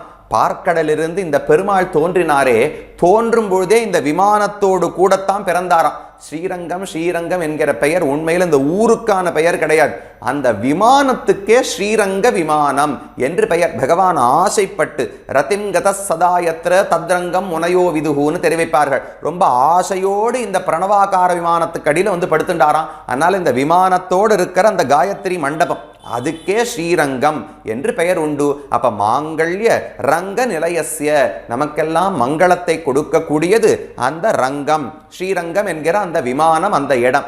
அங்கு நிலையஸ்ய, அங்கு வசிப்பவனான, பரஸ்ய தாம்னஹா, பரஹா மிக உயர்ந்ததான, தாம தாமன ஒளி பொருந்தியவர் என்று பொருள். தாம என்கிற சொல்லுக்கு பல அர்த்தங்கள் உள்ளன. இருப்பிடம்னு ஒரு அர்த்தம் உண்டு. ஒளி பொருந்தியவர், தத்தாம பரமம் மம என்று கண்ணன் பகவத்கீதையில கூட சொல்லுகிறார். இந்த முக்த ஜீவாத்மா இருக்காரே, அவர் மிகுந்த ஒளி பொருந்தியவர்னு அங்கும் பொருள் கொள்ளப்படுகிறது. அதே போல பரஸ்ய தாம்னஹா, மிக உயர்ந்த ஒளி பொருந்தியவர் திருவரங்கநாதன் என்று கூறத்தாழ்வான் தெரிவிக்கிறார். அப்படியா என்ன ஒளி இருக்கிறது என்றால், ஒளியுளார் தாமே என்னே தெளிவிலா கலங்கல் நீர்சூழ் திருவரங்க துள்ளோங்கும் ஒளியுளார் தாமே என்னே தந்தையும் தாயுமாவார் என்று ஆழ்வாருடைய பாசுரம் தொண்டடிப்புடி ஆழ்வார் பாடுகிறார். தெளிவிலா கலங்கல் நீர், காவிரி ஓடி வரும்போது தெளிவாவே இருக்காதாம், கலங்கி கலங்கி ஓடி வருமா. சில இடங்கள்ல நல்ல தெளிவாகவும் ஓடி வருதாக, மிக தூய காவிரி, கங்கையிற் புனிதமாய காவிரி என்றெல்லாம் பாடுகிறார். இப்ப ஏன் கலங்கி வருகிறதுனால், பகவானை சேவிக்க போகிறோங்கிற ஒரு ஆனந்தமா. துக்தாப்திர் ஜனகா ஜனன்யகம் இயம் ஸ்ரீரேவ புத்ரி வரஹா என்று பராசர பட்டர் பாடுகிறார். வருகிறதே துக்தாப்தி, பெண்ணு திருவரங்கத்து நாதன் ஸ்ரீரங்க நாச்சியாரை கல்யாணம் பண்ணிருக்காரோ இல்லையோ, அவ ஸ்ரீரங்க நாச்சியாருக்கு தாயாரும் தகப்பனாரும் யாருன்னால் கடலரசன் சமுத்திரராஜன் தான் தந்தையா, காவேரி தாய் தான் தாயா. அப்ப சமுத்திரராஜனுக்கும் காவேரிக்கும் பிறந்தவள் ஸ்ரீரங்க நாச்சியார். அந்த ஸ்ரீரங்க நாச்சியாரை அழகிய மணவாளனான திருவரங்கநாதனுக்கு கல்யாணம் பண்ணி கொடுத்திருக்கா. அப்ப மாப்பிள்ளையுடைய வீட்டுக்கு மாமியார் வரா. காவேரி ஸ்ரீரங்கத்துக்கு வருகிறது என்றால் மாப்பிள்ளையை பார்ப்பதற்கு, தன் பெண்ணை பார்ப்பதற்கு மாமியார் வருகிறாள்னு அர்த்தம். வரும்பொழுது சீர்வரிசை கொண்டு வரணும் இல்லையோ, சஞ்சச்சாமர சந்தன என்னென்ன கிடைக்கிறதோ, சந்தன கட்டைகள், குங்குமப்பூ, முத்து, மாணிக்கம், பவழம் எல்லாத்தையும் அடிச்சு புரட்டிண்டு வந்து காவேரி எல்லாத்தையும் திருவரங்கநாதனிடத்துல சமர்ப்பிக்கிறாளாம். அந்த ஆசை, பெண்ணை பார்க்க போகிறோம், மாப்பிள்ளைய பார்க்க போறோங்கிற ஆசையில் கலங்கி வருகிறாளாம். தெளிவிலா கலங்கள் நீர் சூழ் திருவரங்கத்துள்ளோங்கும் ஒளி உளார். அந்த பெருமானுக்கு இருக்கிற ஒளி ஆதிசேஷனையே கருப்பாகிடுத்தான். பராசர பட்டர் ஒரு ஸ்லோகத்தில் ஸ்ரீரங்க ராஜஸ்தவத்தில் பாடுகிறார், ஆதிசேஷன் வெளுப்பாத்தானே இருக்கணும், ஆனால் திருவரங்கத்துக்கு போனால் ஆதிசேஷன் கருப்பாக காட்சி அளிக்கிறார். ஏன் அப்படி இருக்கார்னால் உண்மைதான், அவர் இயற்கையில் சுப்ரம் அப்படி பணிபாதி பாவாத் சுப்ரம் அந்த சயாளோஹோ மரகத சுகுமாரைஹி ரங்கபர்த்துர் மயூகைஹி சரசி ஜலதிபான ஷியாம ஜீமூத ஜெயித்ரம் புலகயதி விமானம் பாவலம் லோச்சனேனஹா. இந்த விமானம் ஆதிசேஷன் எல்லாரும் வெள்ளையாத்தானே இருக்கணும். ஏன் கருப்பாக இருக்கிறார்கள்னால் உள்ளுக்குள்ள கருப்பா ஒரு மணியை போல பகவான் படுத்துட்டு இருக்காரே, அவருடைய திருமேனி ஒளி எல்லா பக்கத்திலும் வீசுமா. அது கருப்பு ஒளி தானே. அந்த ஒளி பட்டு பட்டு வெளுப்பா இருக்கிற ஆதிசேஷன் கூட கருப்பாயிட்டாராம். அவ்வளவு ஒளி பொருந்தியவர் பகவான். ஒளி உளார் தாமே அன்னேன் ஆழ்வாருடைய பாசுரம். பரம் சோதி பகவானை பற்றி ஆழ்வார் பாடும்பொழுது, அணியார் பொழில் சூழ் அரங்கநகர் அப்பா துணியேன் இனி நின்னருள் அல்லாது எனக்கு, மணியே மணி மாணிக்கமே மதுசூதா பணியாய் எனக்கு உய்யும் வகை பரம்சோதி. நீ எனக்கு சொல்லு, நான் உஜ்ஜீவனம் அடையக்கூடிய வகையை சொல்லு. அரங்கநகர் அப்பா பரம்சோதி. பரம்ஜோதிஷனா ரொம்ப உயர்ந்த ஒளி பொருந்திய பொருள்னு அர்த்தம். சூரியன் சந்திரன் எல்லாம் ஒப்பிடவே முடியாது. அதை விட பல ஆயிரம் லட்சம் மடங்கு ஒளி பொருந்தியவர் பகவான். அப்படிப்பட்ட திருமேனியை உடையவர். அதான் பரஸ்ய தாம்னஹா, மிக உயர்ந்த ஒளி பொருந்தியவரான ஸ்ரீரங்கநாதனுடைய என்னது திருவடிகள் என்று சொல்லுகிறார். ஸ்ரேயக்கிரந்து கிரணாகா சரணாரவிந்த நிஷ்யந்தமான மகரந்த ரசௌகதேஷ்யாக. பகவானுடைய திருவடியிலிருந்து ஒளி பரவி வருகிறது இல்லையோ, கிரணாகா, கிரணங்கள்னா அதனுடைய ஒளி கற்றைகள் எல்லாம் ஸ்ரேயா கிரந்து நமக்கு நன்மையை வளர்த்து கொடுக்கட்டும் என்று பிரார்த்திக்கிறார். அந்த கிரணம் எப்படி இருக்கிறது என்றால் சரணாரவிந்த நிஷ்யந்தமான மகரந்த ரசௌகதேஷ்யாக. பகவானுடைய திருவடிகள் ரெண்டு தாமரைகளை போல இருக்கா. தாமரைன்னு சொன்னாலே அதுல மகரந்தத்தோடு அப்படியே தேன் ஒழுகி வருமா. அந்த தேன் ஒழுகி வருவது போல பகவானுடைய திருவடியினுடைய கிரணங்கள் எல்லாம் பறந்து வருகின்றனவா. பகவானுடைய திருவடியில் கிரணங்கள் எல்லாம் உண்டானா நல்ல ஒளி. அடிச்சோதி நீ நின்ன தாமரையாய் அலர்ந்ததுவோன்னு நம்மாழ்வார் பாடுகிறார். பகவானுடைய திருவடி இருக்கு, அதுக்கு கீழே ஒரு 1000 தள தாமரை இருக்கிறது இல்லையோ, ஆசன பத்மம்னு சொல்றோம். அந்த ஆசன பத்மத்துக்கு மேலத்தானே பகவான் திருவடிகளை வச்சுருக்கார். ஆழ்வார் சொல்றார், ஆசன பத்மம்னு தனியாலாம் ஒண்ணு கிடையாது. அடிச்சோதி பகவானுடைய திருவடியினுடைய ஜோதிஷு சோதி இருக்கே, அது நீ நின்ற தாமரையாய் அலர்ந்ததுவோ, அதுவே தான் ஒரு வடிவம் எடுத்துக்கொண்டு தாமரையா எடுத்தா. தனியா தாமரை ஆசன பத்மம்னு கிடையாது. திருவடியினுடைய ஒளிதான் தாமரையை போல வடிவம் எடுத்துக் கொண்டிருக்கிறதோ என்று ஆழ்வார் ஆச்சரியப்பட்டு பாடுகிறார். அப்படி திருவடிக்கு ஒளி உண்டு. அந்த திருவடியினுடைய ஒளி எப்படி இருக்கும்னால் நிஸ்யந்தமான சரணாரவிந்த நிஷ்யந்தமான மகரந்த ரசௌகம். திருவடி தாமரையிலிருந்து தேன் வடிவது போல இங்கு அந்த கிரணங்கள் பரவி வருகின்றன. தஜ்ஜாக ஸ்ருதேகே மதுன உத்ஸ இதி பிரதீதாக.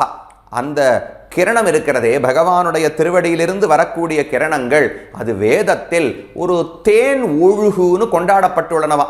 விஷ்ணுவனுடைய விஷ்ணோ பதே பரமே மத்வ உத்ஸஹா, ஒரு பெரிய மத்வ அப்படின்னா மதுவினுடைய தேனனுடைய உத்ஸஹா, ஒரு பெரிய பிரவாகமானது பகவானுடைய திருவடிகளிலே உள்ளது. பகவானுடைய திருவடிகளில் பெரிய தேன் பிரவாகம் உள்ளது என்று வேதமே கொண்டாடுகிறது. அப்படி தேன் ஓடி வருவது போல தஜ்ஜாகா கிரணாக, பகவானுடைய திருவடிகளிலிருந்து உண்டான கிரணங்கள் இப்படி பரவி வருகின்றன. அந்த கிரணம் எங்கெங்கேயோ போகக்கூடாது. அந்த கிரணம் என் பேரிலே பட வேண்டும். அவனுடைய திருவடியினுடைய ஒளி என் பேரிலே பட்டு ஸ்ரேயா கிரந்து, எனக்கு நன்மை செய்ய வேண்டும். என்ன நன்மை? ஸ்தோத்திரம் தொடங்கும் போது எனக்கு நல்லது பண்ணணும்னு கேட்டால் இந்த ஸ்தோத்திரத்தை பாடுவதற்கான ஒரு சக்தியை கொடுக்க வேண்டும். பகவானை நினைத்தாலே உருகி போகக்கூடியவர் கூறத்தாழ்வான். ராமானுஜருக்கு கூட அவ்வளவு பாவம் கிடையாதான். ராமானுஜர் ஒரு முறை காலக்ஷேபம் சொல்லிக் கொண்டிருக்கும் போது பிள்ளை உறங்காவலிதாசர் ஒரு 15 நிமிஷம் தாமதமா வந்தார். என்னாச்சு, ஏன் நேரத்துக்கு வரலன்னு ராமானுஜர் கேட்டார். இல்லை, இதே நேரத்துக்கு கூறத்தாழ்வான் காலக்ஷேபம் உண்டுன்னு சொன்னா, அதுக்காக அங்க போயிருந்தேன், சரி கேட்போம்னு போனேன். அவர் சொல்ல ஆரம்பிச்சார். ஆழ்வார் பாசுரத்தை சொன்ன உடனே பகவான் நினைச்சு அழ ஆரம்பிச்சுடுறார். 5 நிமிஷம் ஆறுது, திரும்ப உடல் மனசெல்லாம் தேத்துண்டு திரும்ப சொல்ல ஆரம்பிச்சா திரும்ப அழ ஆரம்பிச்சுடுறார். நானும் 15 நிமிஷம் பொறுத்து பார்த்தேன், இங்கே ஒன்றும் இவர் சொல்ல போறது இல்லைன்னு தெரிஞ்சு போச்சு, அதனால இந்த காலக்ஷேபத்துக்கு வந்தேன் என்று தெரிவித்தாராம். அதை கேட்டு ராமானுஜருக்கு ஆச்சரியம். அப்படி ஒரு பக்தன் இருக்கும்போது நான்லாம் ஏன் வாயை திறந்து பேசணும், சொல்றதுக்கே எனக்கு தகுதி கிடையாது. ஆழ்வார் என்று நினைத்தவுடனே, திருவரங்கநாதன் என்று நினைத்தவுடனே உருகி போய் காலாழும் நெஞ்சழியும் கண் சுழலும் ஆழ்வார் பாடுகிறாரு. அந்த அளவுக்கு பாவம் பக்தி கூறத்தாழ்வானுக்கு இருக்கு. அப்படிப்பட்ட பக்தர்கள் தான் அர்த்தத்தை சொல்லணுமே தவிர எனக்கு அப்படியெல்லாம் பக்தி இல்லையேன்னு ராமானுஜர் சொல்லிக் கொள்வாராம். அந்த அளவுக்கு பக்தி இருந்த கூறத்தாழ்வான் தெரிவிப்பது, எனக்கு நன்மை சொல்லணும்னால் அந்த பக்தியினால வாய் பேச முடியாம போயிட்டா என்ன பண்றது? மேல மேல ஸ்லோகம் பாடணும், பாசுரங்களை பாட வேண்டும் அல்லவா?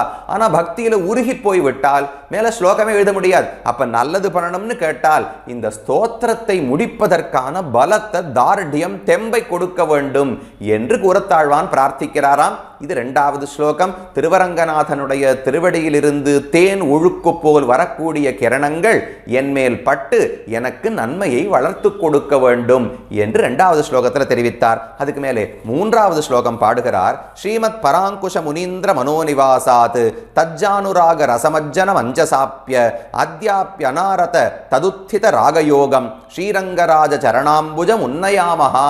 3வது ஸ்லோகத்தில் அந்த திருவடித்தாமரைகளை நான் தலையாலே தரிக்க வேண்டும் என்று பிரார்த்திக்கிறார். ஸ்ரீரங்கராஜ சரணாம்புஜம், பகவானுடைய திருவடியை உன்னயாமஹா, உன்னயனம்னா தூக்கி பிடிக்கிறதுன்னு அர்த்தம், தலையாலே சுமக்க வேண்டும் என்று பிரார்த்திக்கிறார். அந்த திருவடிகளை பார்த்த உடனே 2வது ஸ்லோகத்தில் திருவரங்கன் ஞாபகம் வந்தது. அந்த திருவரங்கநாதனுடைய திருவடி கிரணங்கள் என் பெயர்ல பட வேண்டும்னு சொன்னாரா? பாடும்போது அவருடைய திருவடியை பார்த்திருப்பாரோ இல்லையோ, திருவரங்கநாதன் திருவடியை பார்த்தா கருப்பா இருந்துதான், மேலெல்லாம் கருப்பா இருக்கு. ஆனா அடிப்பக்கம் இருக்கு பாருங்க, அந்த அடிப்பக்கம் மட்டும் செவப்பா இருக்கு. அது எப்படி சுவாமி உமக்கு தெரிஞ்சது? அவர் தான் திருவடியை நன்னா அந்த ஆசனத்தில் அழுத்தி வச்சுருக்காரு. என்ன அழுத்தி வச்சாலும் இந்த ஓரத்தில் ஒரு சிவப்பு தெரியுமோ இல்லையோ, அந்த சிவப்பை வச்சு உள்ளே எவ்வளவு சிவப்பாக இருக்கணும் நாம ஊகித்து கொள்ளலாம். அந்த சிவப்பு நிறத்தை பார்த்த உடனே இவர் கால் ஏன் சிவந்திருக்கிறதுன்னு கூறத்தாழ்வானுக்கு ஒரு சந்தேகம். இது என்ன சந்தேகமா சுவாமி? அவர் கைவண்ணம் தாமரை, வாய் கமலம் போலும், கண்ணினையும் அரவிந்தம், அடியும் அகுதே, கை காலு எல்லாமே தாமரையை போலத்தான் இயற்கையிலேயே இருக்கும் என்று நமக்கு தோன்றும். ஆனா கூறத்தாழ்வான் அதை ஒத்துக்கலை. இல்லை, ஏதோ ஒரு காரணம் இருக்கணும். ரொம்ப சூக்ஷமா யோசிச்சு என்ன காரணம்னு கண்டுபிடிச்சிட்டாராம் கூறத்தாழ்வான். அதைத்தான் இந்த ஸ்லோகத்திலே திருவரங்கநாதனுடைய கால் உள் பக்கத்திலே திருவடி சிவந்திருப்பதற்கான காரணம் என்ன? இதுல மேல இதை போல பல விசாரங்கள் பண்ண போற. பகவான் கை சிவந்திருக்கிறதோ இல்லையோ, கை சிவந்ததற்கு காரணம் என்ன?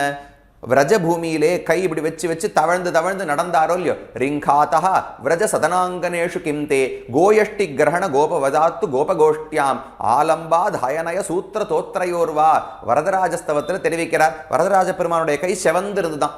ஏன் செவந்திருக்குன்னால், ஒருவேளை அர்ஜுனனுக்கு தேர் ஓட்டும் போது கடிவாளத்தை பிடிச்சு பிடிச்சு செவந்து போயிடுத்தோ, இல்லை மாடுகளை சின்ன வயசுல மேய்க்கும் போது சாட்டையை வச்சுட்டு ஓட்டுவியா அதனால செவந்து போயிடுத்தா, இல்லை தவழும் போது அப்படியே ஆய்ப்பாடி முழுக்க கையை வச்சு வச்சு வச்சு தவழ்ந்தாயே அதுல செவந்து போயிடுத்தா, எதனால செவந்ததுன்னு அந்த ஒரு ஸ்லோகம் பாடுகிறார். அதை போல திருவடி செவந்ததற்கான காரணத்தை இந்த ஸ்லோகத்துல சொல்றார். ரொம்ப அழகா சூக்ஷ்மா யோசித்து ஆழ்வான் தெரிவிக்கிறார். ஒன்றும் காரணம் கிடையாது. நம்மாழ்வாருடைய மனசுல போய் பகவான் கொஞ்ச நாள் நின்றுட்டு இருந்தாராம். அப்ப நிற்கும் பொழுது அவருடைய மனசு இருக்கே, அந்த மனசுல காதல் பக்தி நிறைய இருக்கு. கிருஷ்ண திருஷ்ணா தத்துவம் என்று பகவானுக்கு நம்மாழ்வாருக்கு பெயர் உண்டு. கிருஷ்ண பக்தியே வடிவெடுத்தவர் தான் ஆழ்வார். அப்ப அவருடைய மனசுல பகவானிடத்துல எவ்வளவு காதல் இருந்திருக்கும். காதல்னு சொன்னாலே சிவப்பு தானே. காதலுக்கு ஒரு சித்திரம் வரையும் போது காதலை காட்டணும், அவருடைய சிவப்பு நிறத்தை தானே பயன்படுத்துகிறார்கள். அப்ப ஆழ்வாருடைய மனசு முழுக்க அப்படியே சிவப்ப காதல் மூடி இருக்குமா. அந்த மனசுல திருவரங்கநாதன் போய் தன்னுடைய திருவடிகளை வச்சுன்னு நின்னாரோ இல்லையோ, அந்த செவப்பு திருவரங்கநாதன் திருவடிகள்ல பட்டு திருவடி செவந்து போயிட்டான். இப்படியானு சொல்லியிருக்கணும் இல்லையோ, அப்படி கூட அவர் சொல்லல. அந்த காதலனுடைய சிவப்பிலே திருவரங்கநாதன் குளித்து விட்டார்னு சொல்றார். ஸ்லோகத்தை பாருங்க. ஸ்ரீமத் பராங்குஷ முனீந்திர மனோநிவாசாத். ஸ்ரீமத் பராங்குஷ முனி, ஸ்ரீ பக்தி தான் செல்வம், கைங்கரியம் தான் செல்வம். அந்த கைங்கரிய செல்வத்தை உடையவர் பராங்குஷர் என்று பெயர் பட்ட சுவாமி நம்மாழ்வார். அவருடைய முனீந்திரர், முனிவர்களுக்குள்ளே தலைவர்னு தெரிவிக்கிறார். ஏன் முனிவர்னா தாடி மீசையெல்லாம் வச்சுருக்கணும், பெரிய தவம், கடுமையான தவங்களை எல்லாம் செய்ய வேண்டும். அப்படியெல்லாம் நம்மாழ்வார் பண்ணாரா? இவர் எப்படி முனி ஆவார்னு கேட்டால், முனிமாறன். திருவாய்மொழி நூத்தந்தாதி மணவாள மாமனிகள் பாடினாரே, அதுல 2 இடங்கள், சூழ்விசும்பணி முகில் முனியே நான்முகனே, 2 பாசுரம் பதிகங்களுடைய சுருக்கம் சொல்லும் பொழுதும் ஞான முனி, முடி மகிழ்சேர் ஞான முனி, ஆழ்வாருக்கு ஒரு பெயர் கொடுக்கிறார் மணவாள மாமனிகள். ஞான முனி, சிறந்த பரஞானத்தை உடைய முனிவர். முடி மகிழ்சேர், திருமுடியிலே மகிழப்பூவை சேர்த்து கொண்ட முனிவர் நம்மாழ்வார்னு தெரிவிக்கிறார். அடுத்த பார்த்து முனிமாறன் முன்புரசை முத்தின்பம் நீங்கி. முனிமாறன் எப்போ யோசிச்சுட்டே இருப்பாராம். முனிவர்னு சொன்னாலே மனநசீலஹா முனிகின்னு தெரிவிப்பார்கள். எப்போ ஏதோ ஒன்றை யோசித்து கொண்டே இருந்தால் அவரை முனிவர் என்று சொல்வதுண்டு. நம்மாழ்வார் என்ன யோசிக்கிறார்னால், எப்படி உலகத்தை ரட்சிக்கலாம்னு யோசிக்கிறாராம். ஆழ்வார் முனியே நான்முகனேன்னு பாடினாரா? பகவானை பார்த்து முனிவர்னு ஆழ்வார் கூப்பிட்டார். பகவானை ஏன் முனிவர்னு சொல்றாருன்னா, உலகத்தை எப்படி ரட்சிக்கலாம்னு யோசிச்சுட்டே இருப்பாராம், மனனம் பண்ணிட்டே இருப்பாராம். அதனால பகவான் முனிவர். மணவாள மாமனிகள் பார்த்தார், ஆழ்வார் அதைத்தானே பண்றார். யாருக்கு என்ன பாசுரம் பாடலாம், மக்களுக்கு பகவானை பத்தி எப்படி சொல்லி கொடுக்கலாம், எப்படி உலகத்துல வைராக்கியத்தை வளர்க்கலாம், பக்தியை வளர்க்கலாம் என்று யோசித்து யோசித்து சிந்தை செய்து கொண்டே இருக்கிறாரே. அப்ப நம்மாழ்வாரும் முனிவர் தான். அப்ப பகவான முனிவர்னு ஆழ்வார் சொன்னார், முனியே நான்முகனே. ஆழ்வார முனிவர்னு மணவாள மாமனிகள் சொல்றார், முனிமாறன் முன்புரை செய். அப்படி ஸ்ரீமத் பராங்குஷ முனீந்திர, முனிவர்களுக்குள் சிறந்தவரான பராங்குஷனுடைய மனோநிவாசாத், அவருடைய மனதில் வசித்தபடியாலே திருவடிகள் சிவந்து விட்டனவாம். ஏன் அவர் மனசுல இருந்தா திருவடி சிவந்துமானால், தஜ்ஜானுராக ரசமஜ்ஜன மஞ்சசாப்பிய. தஜ்ஜ அந்த மனதிலிருந்து பிறந்தது அனுராகம். அனுராகம்னா காதல், ஆசைன்னு சொல்லுகிறோம் இல்லையோ, அப்படி ஆசை நம்மாழ்வாருடைய மனசுல பிறந்தது. சாதாரண ஆசை கிடையாது, இந்த உலகத்தையே விழுங்குமா. சூழ்நகன் ஆழ்ந்துயர்ந்த முடிவில் பெறும் பாழேயோ, சூழ்ந்த அதனில் பெரிய பரணன்மலர் சோதியோ, சூழ்ந்த அதனில் பெரிய சுடர்ஞான இன்பமேயோ, சூழ்ந்த அதனில் பெரிய என் அவா. நம்மாழ்வார் கடைசியில சொல்லுகிறார், என்னுடைய காதல் எவ்வளவு பெருசு தெரியுமா, அச்சேதன பிரகிருதி சம்சாரத்தையே விழுங்கிடும், அதுக்கு மேல ஜீவாத்மாக்களையே விழுங்கிடும், அது மட்டுமல்ல பரமாத்மாவையே சூழக்கூடிய என் அவா என்று ஆழ்வார் தெரிவிக்கிறார். அவ்வளவு வளர்த்து வச்சிருக்கார். பேரமர் காதல், பின்னின்ன காதல், கழிய மிக்கதோர் காதல். தன்னுடைய காதலுக்கு ஆழ்வார் 3 பேர் கொடுத்தார். பேரமர் காதல் கடல் புறைய விளைவித்த காரமர் மேனி கண்ணன் தோழி கடியனேன்னு பாசுரம். பேரமர்.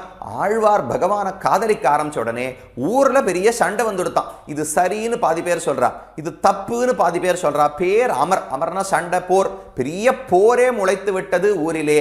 அப்படிப்பட்ட காதல் பேரமர் காதல். அடுத்தது பின்னின்ன காதல். ஆழ்வார் எங்க போனாலும் தொடர்ந்து இந்த காதல் வந்துட்டே இருக்கான், விட்டுட்டு போக மாட்டேங்கிறது. 3வது கழிய மிக்கதோர் காதல். பகவானை விட்டு அவனை பத்தி நினைக்காம ஒரு 2 நாள் இருந்தோம்னா இந்த காதல் போயிடும்னு ஆழ்வார் நினைச்சார். விட்டு பிரிய பிரிய காதல் வளர்ந்துட்டே போறது. கழிய மிக்கதோர் காதலள் இவளென்னு அன்னை காணகொடால் வழுவில் கீர்த்தி திருக்குறுங்குடி நம்பிய நான் கண்டபின்னு ஆழ்வாருடைய பாசுரம். இப்படி ஆழ்வாருடைய காதலை வளர்த்து வளர்த்து பெரிய கடல் போல பகவான் ஆக்கி வைத்திருக்கிறார். அந்த காதல் எல்லாம் அவருடைய மனசுல இருக்கு. அப்ப மனசு முழுக்க செவப்பா இருக்கான், காதல் நிறைந்தபடியால செவப்பா இருக்கு. அந்த மனதில் பகவான் இப்போது இருக்கிறார். ரொம்ப ஆசைப்பட்டு தேடி கண்டுபிடிச்சு வந்தாராம். திருப்பேர் நகரான் திருமாலிரும் சோலை பொறுப்பே உரைகின்ற பிரான் இன்னு இருப்பேன் என்று என் நெஞ்சு நிறைய புகுந்தான் என்று நம்மாழ்வார் பாடுகிறார். திருப்பேர் நகர் அப்பக்குடத்தான் பெருமாள் படுத்துருந்தார். அங்கிருந்து எழுந்து திருமாலிரும் சோழம் அல்ல தெற்கு நோக்கி வரணும் இல்லையோ, ஸ்ரீரங்கத்து பக்கத்தில் அப்பக்குடத்தான் இருக்கு. அங்கிருந்து மதுரைக்கு பக்கத்துல இருந்து திருமாலிரும் சோழம் அல்ல நின்னாராம். இன்னும் தெற்க ஆழ்வார் திருநருக்கு என்னுடைய மனசை அடைந்தார். இங்கிருந்து புறப்பட்டு வேற எங்கேயான போவாரானால் இருப்பேன் என்று என் நெஞ்சு நிறைய புகுந்தான். இனிமே இந்த இடத்தை விட்டு நான் எங்கேயும் போறது கிடையாது என்று பகவான் ஆசைப்பட்டாராம். என்னை நெகிழ்க்கிலும் என்னுடைய நல்நெஞ்சன் தன்னை அகல்விக்க தானும் கில்லானினி. பகவானுக்கு எல்லா விதமான சக்தியும் உண்டு, உண்மைதான், சர்வசக்தின்னு உபனிஷத்தே சொல்றது. ஆனா ஒரே ஒரு சக்தி மட்டும் பகவானுக்கு கிடையாதுன்னு ஆழ்வார் சொன்னார். என்ன சக்தி கிடையாதுன்னா, என் மனசை விட்டு போக சொல்லு. அவரால் முடியும்னா, சக்தி இருந்தா என் மனசை விட்டுட்டு போக சொல்லுன்னு ஆழ்வார் அவர் இடத்துல ஒரு பெரிய சண்டைக்கே போறார். அப்படியெல்லாம் பகவான் முடியாது. ஆழ்வார் என்கிற ஆத்மாவை விட்டாலும் ஆழ்வாருடைய மனசை விட்டு பகவானால விலக முடியாதான். அப்படி நன்னா திருவடியை பதிச்சு ஆழ்வார் மனசுல இருக்காரா? தஜ்ஜானுராக ரச மஜ்ஜனம் அஞ்சசாப்பிய. அப்ப அந்த காதல் என்கிற சிவப்பு வர்ணத்தில் பகவான் தன்னுடைய திருவடிகளை நன்னா உள்ள முக்கி எடுத்துட்டாராம். சரி சுவாமி, அது எப்பவோ தானே, என்னைக்கோ ஆழ்வாருடைய மனசுல வச்சா இன்னைக்கு எப்படி சிவப்பா இருக்குன்னால், அத்யாபி அனாரத ததுத்தித ராகயோகம். அன்னைக்கு ஆழ்வார் மனசுல ஏறின சிவப்பு இன்னி வரைக்கும் பகவானுடைய திருவடியை விட்டு போகவே இல்லை.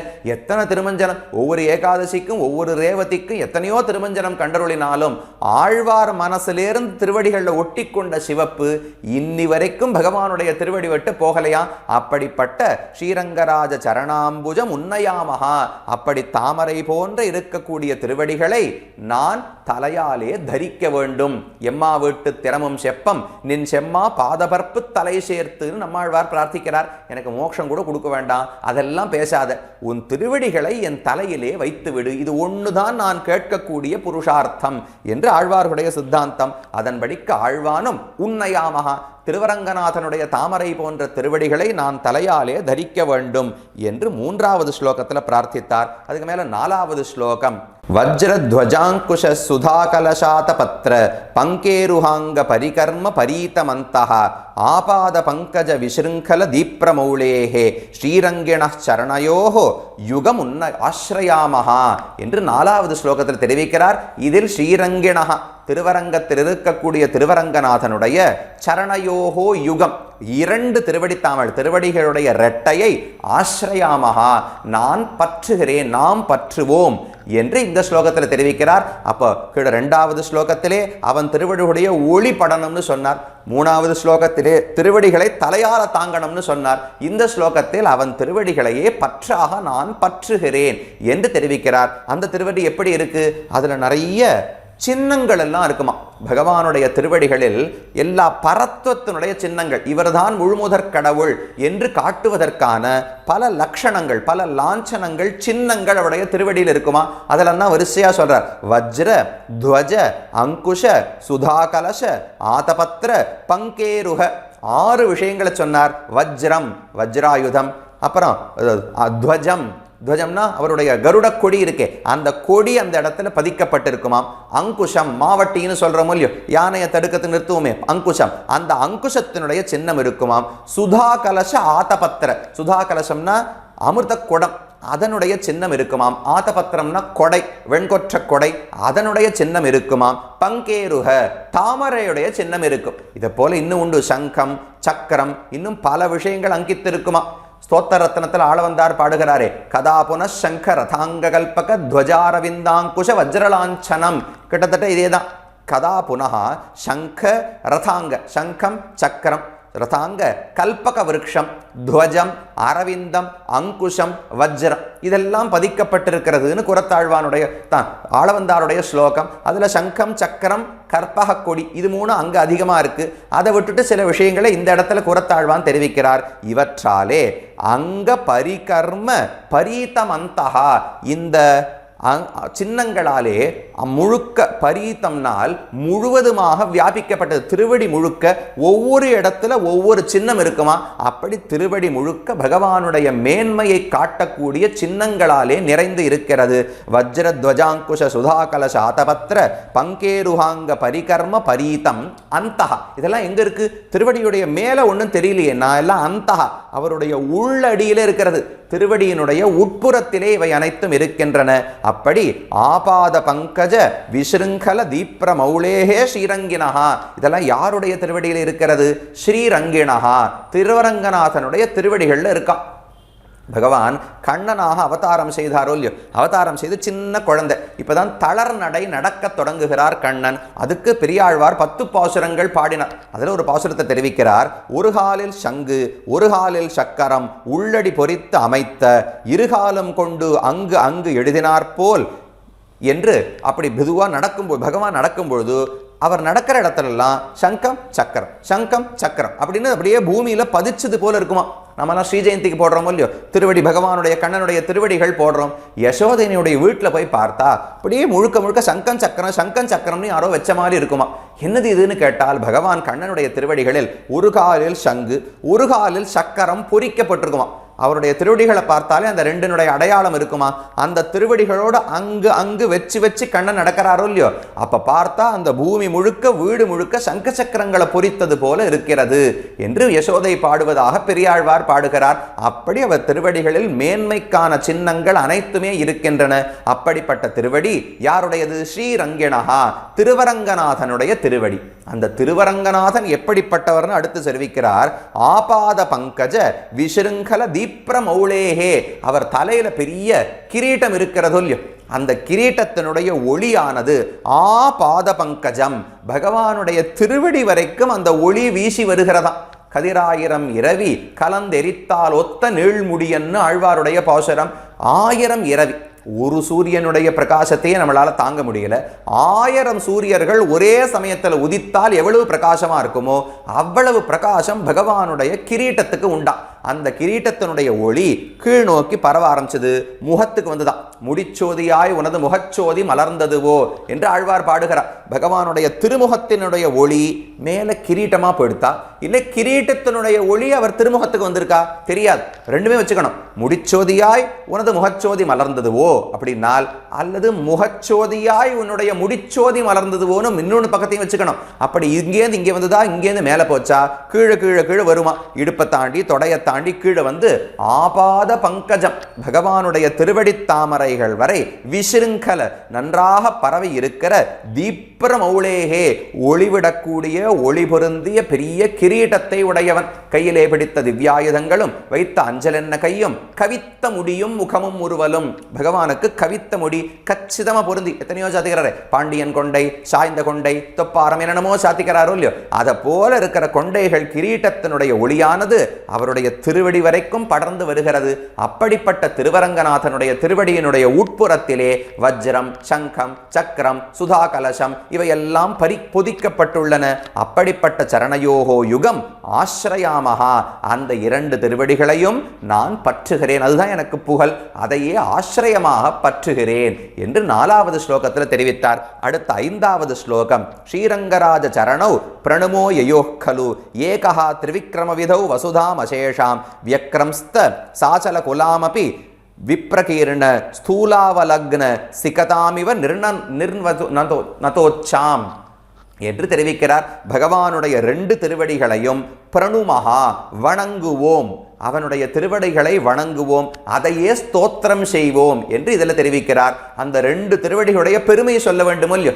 சரணௌ, ஸ்ரீரங்கராஜ சரணௌ பிரணுமஹான்னு ஸ்தோத்திரம் வார்த்தை இருக்கு. அவனுடைய திருவடிகளை வணங்குவோம் என்று இருக்கிறது. அப்ப 2 திருவடிகளுக்கும் பெருமை சொல்லிருக்கணும் இல்லையோ. ஆழ்வான் சொல்லவே இல்லை, ஒரே ஒரு திருவடிக்கு மட்டும்தான் பெருமையை சொல்றார். திரிவிக்ரமாவதாரம் செய்த போது ஒரு திருவடியால் பகவான் வானுலகம் மொத்த மேலுலகங்கள் அனைத்தையும் அளந்தார் அல்லவா, அந்த திருவடியினுடைய பெருமையை மட்டும் இந்த ஸ்லோகத்தாலே தெரிவிக்கிறார். ஏன் இன்னொரு திருவடியுடைய பெருமை சொல்லல? பூலோகத்தை எல்லாம் ஒரு திருவடி, ஒன்மிதையில் புனலுருவி ஒரு கால் நிற்ப, ஒரு காலம் காமரசீரவணன் உள்ள தென்மதியும் கடந்து அண்டமீது போகி இரு விசும்பினோடு போய் மேலை தன்மதியும் கதிரவனும் தவிரவோடி தாரகையின் புடம் தடவி அப்பால் மிக்கு என்று திருமங்கை ஆழ்வார் பாடுகிறார். அப்போ ஒரு திருவடி பூலோகத்தை அளந்தது, ஒரு திருவடி மேல்லோகத்தை அளந்தது. 2 திருவடிகளையும் பற்றுவோம், 2 திருவடிகளையும் வணங்குவோம்னு சொன்னால் 2னுடைய பெருமையை ஆழ்வான் சொல்லியிருக்கணும் இல்லையோ. ஆனா சொல்லவே இல்லை. மேலுலகங்களை அளந்த திருவடியை மட்டும்தான் ஆழ்வார் புகழ்ந்தார். ஏன் அப்படி பண்றா? 2ஐயும் பாட வேண்டாமான்னா கண்ணெச்சில் பட்டுடுமா. இந்த குழந்தை சின்ன வாமனன்னு குழந்தை ஒரு திருவடியால மேலுலகத்தை எல்லாம் அளந்துடுத்து அப்படின்னு சொல்லிட்டு நிறுத்திட்டார், வாய மூடிட்டார். ஏன் இன்னொரு திருவடியால கீழ் உலகத்தை நடந்ததுன்னு சொல்ல வேண்டாமானால் சொன்னா யாரான கண்ணெச்சல் போட்டு விடுவார்கள், திருஷ்டி பட்டுடும். அதனால சொல்ல வேண்டாம். ஒரு காலில் பண்ணதே இவ்வளவு பெரிய காரியம், ஒரு திருவடியினுடைய செயலை சொல்றதுக்கே அளந்து முடிக்க முடியாது. அப்ப இன்னும் வேற பெருமை இருக்கு. இன்னொரு திருவடியால கீழ் உலகங்களை எல்லாம் அளந்தார்னு சொல்லி கண்ணெச்சல் பட வைக்க வேண்டாம்னு மறைத்து ஒரே ஒரு திருவடியினுடைய பெருமையை மட்டும் சொல்லுகிறாராம். இதை போல 2 திருவடிகளுக்கும் பெருமை உண்டு. திருமங்கையாழ்வார் பாடும் பொழுது மந்திரம் ஈது போகி மதி நின்றிறைஞ்ச மலரோன் வணங்க வளருசேர் அந்தரம் ஏழினூடு செல உய்த்த பாதம் அது நம்மையாளும் அரசே என்று பாடுகிறார். ஒரு திருவடி மந்தரம் மீது போகி, மந்தரமலையெல்லாம் தாண்டி போச்சு, மதி நின்று இறைஞ்ச மலரோர் வணங்க, மலரோன் அப்படின்னா தாமரையில பிறந்தவரான நான்முகக் கடவுள், அவர் வணங்கும்படி சத்தியலோகத்துக்கு போய் ஒரு திருவடி நின்றதொல்லியோ, அந்தரம் ஏழினூடு செல உய்த்த பாதம் அது நம்மையாளும் அரசே, 7 லோகங்களையும் தாண்டி மேல போன பாதம் நம்மை ஆளும் அரசு என்று மேல போன திருவடியைத்தான் திருமங்கையாழ்வார் பாடுகிறார். நம்மாழ்வார் பாடினார், நிலம் தாவிய நீழ்கடலே நாடொரும் வீடின்னியே தொழக்கூடுங்கொல். நிலம் தாவிய நீழ்கடல், அவர் மேல போன திருவடியை பத்தி பாடல. இந்த பூமியில சாதாரண நம்மளை போல பாமர மக்களுடைய தலையிலெல்லாம் பகவான் திருவடியை வச்சாரு. வானத்தை அளந்தது அப்புறம் இருக்கட்டும், பண்ணட்டும், பண்ணாம போட்டும், நம்முடைய தலையிலே பகவான் திருவடியை வைத்து அளந்தார். அதுதான் நமக்கு. அந்த திருவடிகளை நாள்தோறும் வணங்க முடியுமா என்று ஆழ்வார் பாடுகிறார். அப்போ ஒரு ஆழ்வாருக்கு மேல போன திருவடி பிடிச்சிருக்கு, ஒரு ஆழ்வாருக்கு கீழே போன திருவடி பிடிச்சிருக்கு. குரத்தாழ்வானுக்கு ரெண்டுமே வேணும்.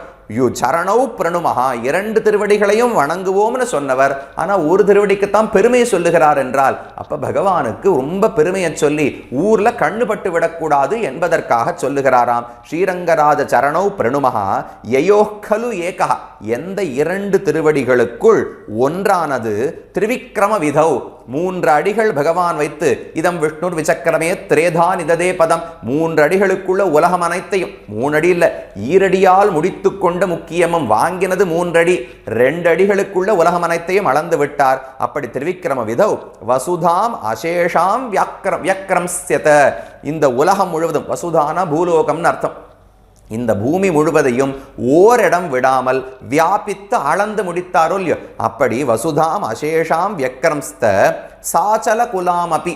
அப்ப அந்த பூமி எப்படி இருக்கும்? அது எல்லா விதமான மலைகள் மேடு பள்ளங்களோடு இருக்கும் இல்லையோ. மலை வந்ததுன்னா திடீர்னு மேடா இருக்கும், இன்னொரு இடத்துல ரொம்ப பள்ளமா இருக்க போறது. அப்படிப்பட்ட பூமியை அளந்தா. ஏன் இப்படி சொல்றாருனால், அப்போ திருவடியில் எவ்வளவு மலைகள் குத்தி இருக்கும். இப்போ ஏதோ ஒரு இடத்துல காலை வைக்கிறோம், அங்கே பெரிய பெரிய முள்ளெல்லாம் இருந்ததுன்னா காலில் குத்துமோ இல்லையோ, அதை போல பகவானுக்கு குத்தாதா என்றால் அப்படித்தான் குத்தும். வன்மா வையமளந்த எம் வாமனன், அதெல்லாம் பகவான் பார்க்கவில்லை. அது கரடு முரடான இடமா, மென்மையான இடமா, உயர்ந்த இடமா, தாழ்ந்த இடமா, தலையில வைக்கிற ஜீவாத்மா உயர்ந்தவனா தாழ்ந்தவனா எதையுமே பார்க்கவில்லை. சமமாக அனைவர் திருவடிகளையும் தலையை வைத்தாரோ இல்லையோ. அதான் சாச்சல குலாமபி விப்ரகீர்ண ஸ்தூலாவலக்ன சிகதாமிவ. பகவான் இந்த பூலோகத்தை அளந்தாரே, அப்போ ஒரு சந்தேகம் வரும், பூலோகம் முழுவதிலும் பகவானுடைய திருவடி பட்டதுன்னு சொல்றோமோ இல்லையோ, அது எப்படி சாமி முடியும்? அங்கங்க மலைகள் எல்லாம் இருக்கு, அப்ப அந்த மலைக்கெல்லாம் மேலதானே காலை வச்சிருப்பார். மலைக்கு மேல திருவடி பட்டா பூமியை உள்ள வந்து தொற்றுக்க முடியாது இல்லையோ. அப்ப பள்ளங்களில் பகவானுடைய திருவடி படவில்லை, மலைகளில் மட்டும்தான் பட்டுதுன்னு ஒருத்தர் கேள்வி கேட்டாராம்.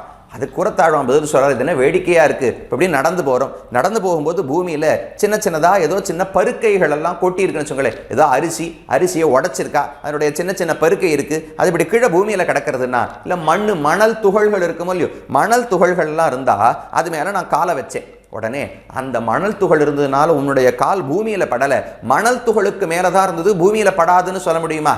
மணல் துகள் மிக நுண்ணியது, ரொம்ப சின்னது. காலை எடுத்து மணல் துகளுக்கு மேல வச்சா அதையும் அழுத்திண்டு பூமியில படத்தானே போறது. பகவானுடைய திருவடி எவ்வளவு பெருசுனால், அவர் திருவடியை வைக்கும் போது மேருமலை இருக்கு பாருங்க, அந்த மேருமலை ஒரு சின்ன மணல் துளியை போல அவர் திருவடிக்கு கீழே இருந்ததாம். சிக்கதா அப்படின்னா சொன்னா சின்ன சின்ன கற்கள்னு அர்த்தம். நாம பூமியில வைக்கும் போது அப்படியே கற்கள் பருக்கைகள் எல்லாம் பரவி இருந்தா அதை தாண்டி அழுத்திண்டு பூமியில கால் பதிக்கிறோமோ இல்லையோ, அதை போல பகவான் இந்த உலகத்தை அளக்கும் பொழுது மலைகளுக்கு மேலோட பூமி நிக்கல. என்னமோ மலை இவ்வளவு ஒசரம் இருந்தது, திருவடி இங்க நின்னுதுன்னு நினைக்க வேண்டாம். மலையினுடைய ஒசரம் ஒண்ணுமே கிடையாது. இது பூமினா அதுக்கு மேல துணுண்டுக்கு மலை நீட்டின்னு இருந்துதான். அவ்வளவு பெரிய திருவடியாம் பகவானுக்கு. அந்த திருவடி அனைத்தாலும் உலகத்தை அளந்தார். சிக்கதாமிவ நிர்ணதோச்சாம், யார் உயர்ந்தவர்கள் யார் தாழ்ந்தவர்கள் என்று வேறுபாடே பார்க்காமல் அனைவரையும் சமமாக வைத்து பகவான் அளந்தார் அல்லவா. உழவந்த உள்ளத்தனாய் உலகம் அளந்த அண்டமுற நிமிர்ந்த நீழ்முடியன் என்று திருப்பாணாழ்வார் பாடுகிறார். உவந்த உள்ளத்தன், பகவானுக்கு ரொம்ப ஆனந்தம், என்னுடைய பக்தர்களுடைய தலையிலெல்லாம் திருவடியை வைக்க போறேன். சரி, பக்தர்கள் இல்லாதவர்கள் அவர்கள் தலையிலே வைக்க போறேன். ஏன்னா எல்லாரும் குழந்தைகள் தானே.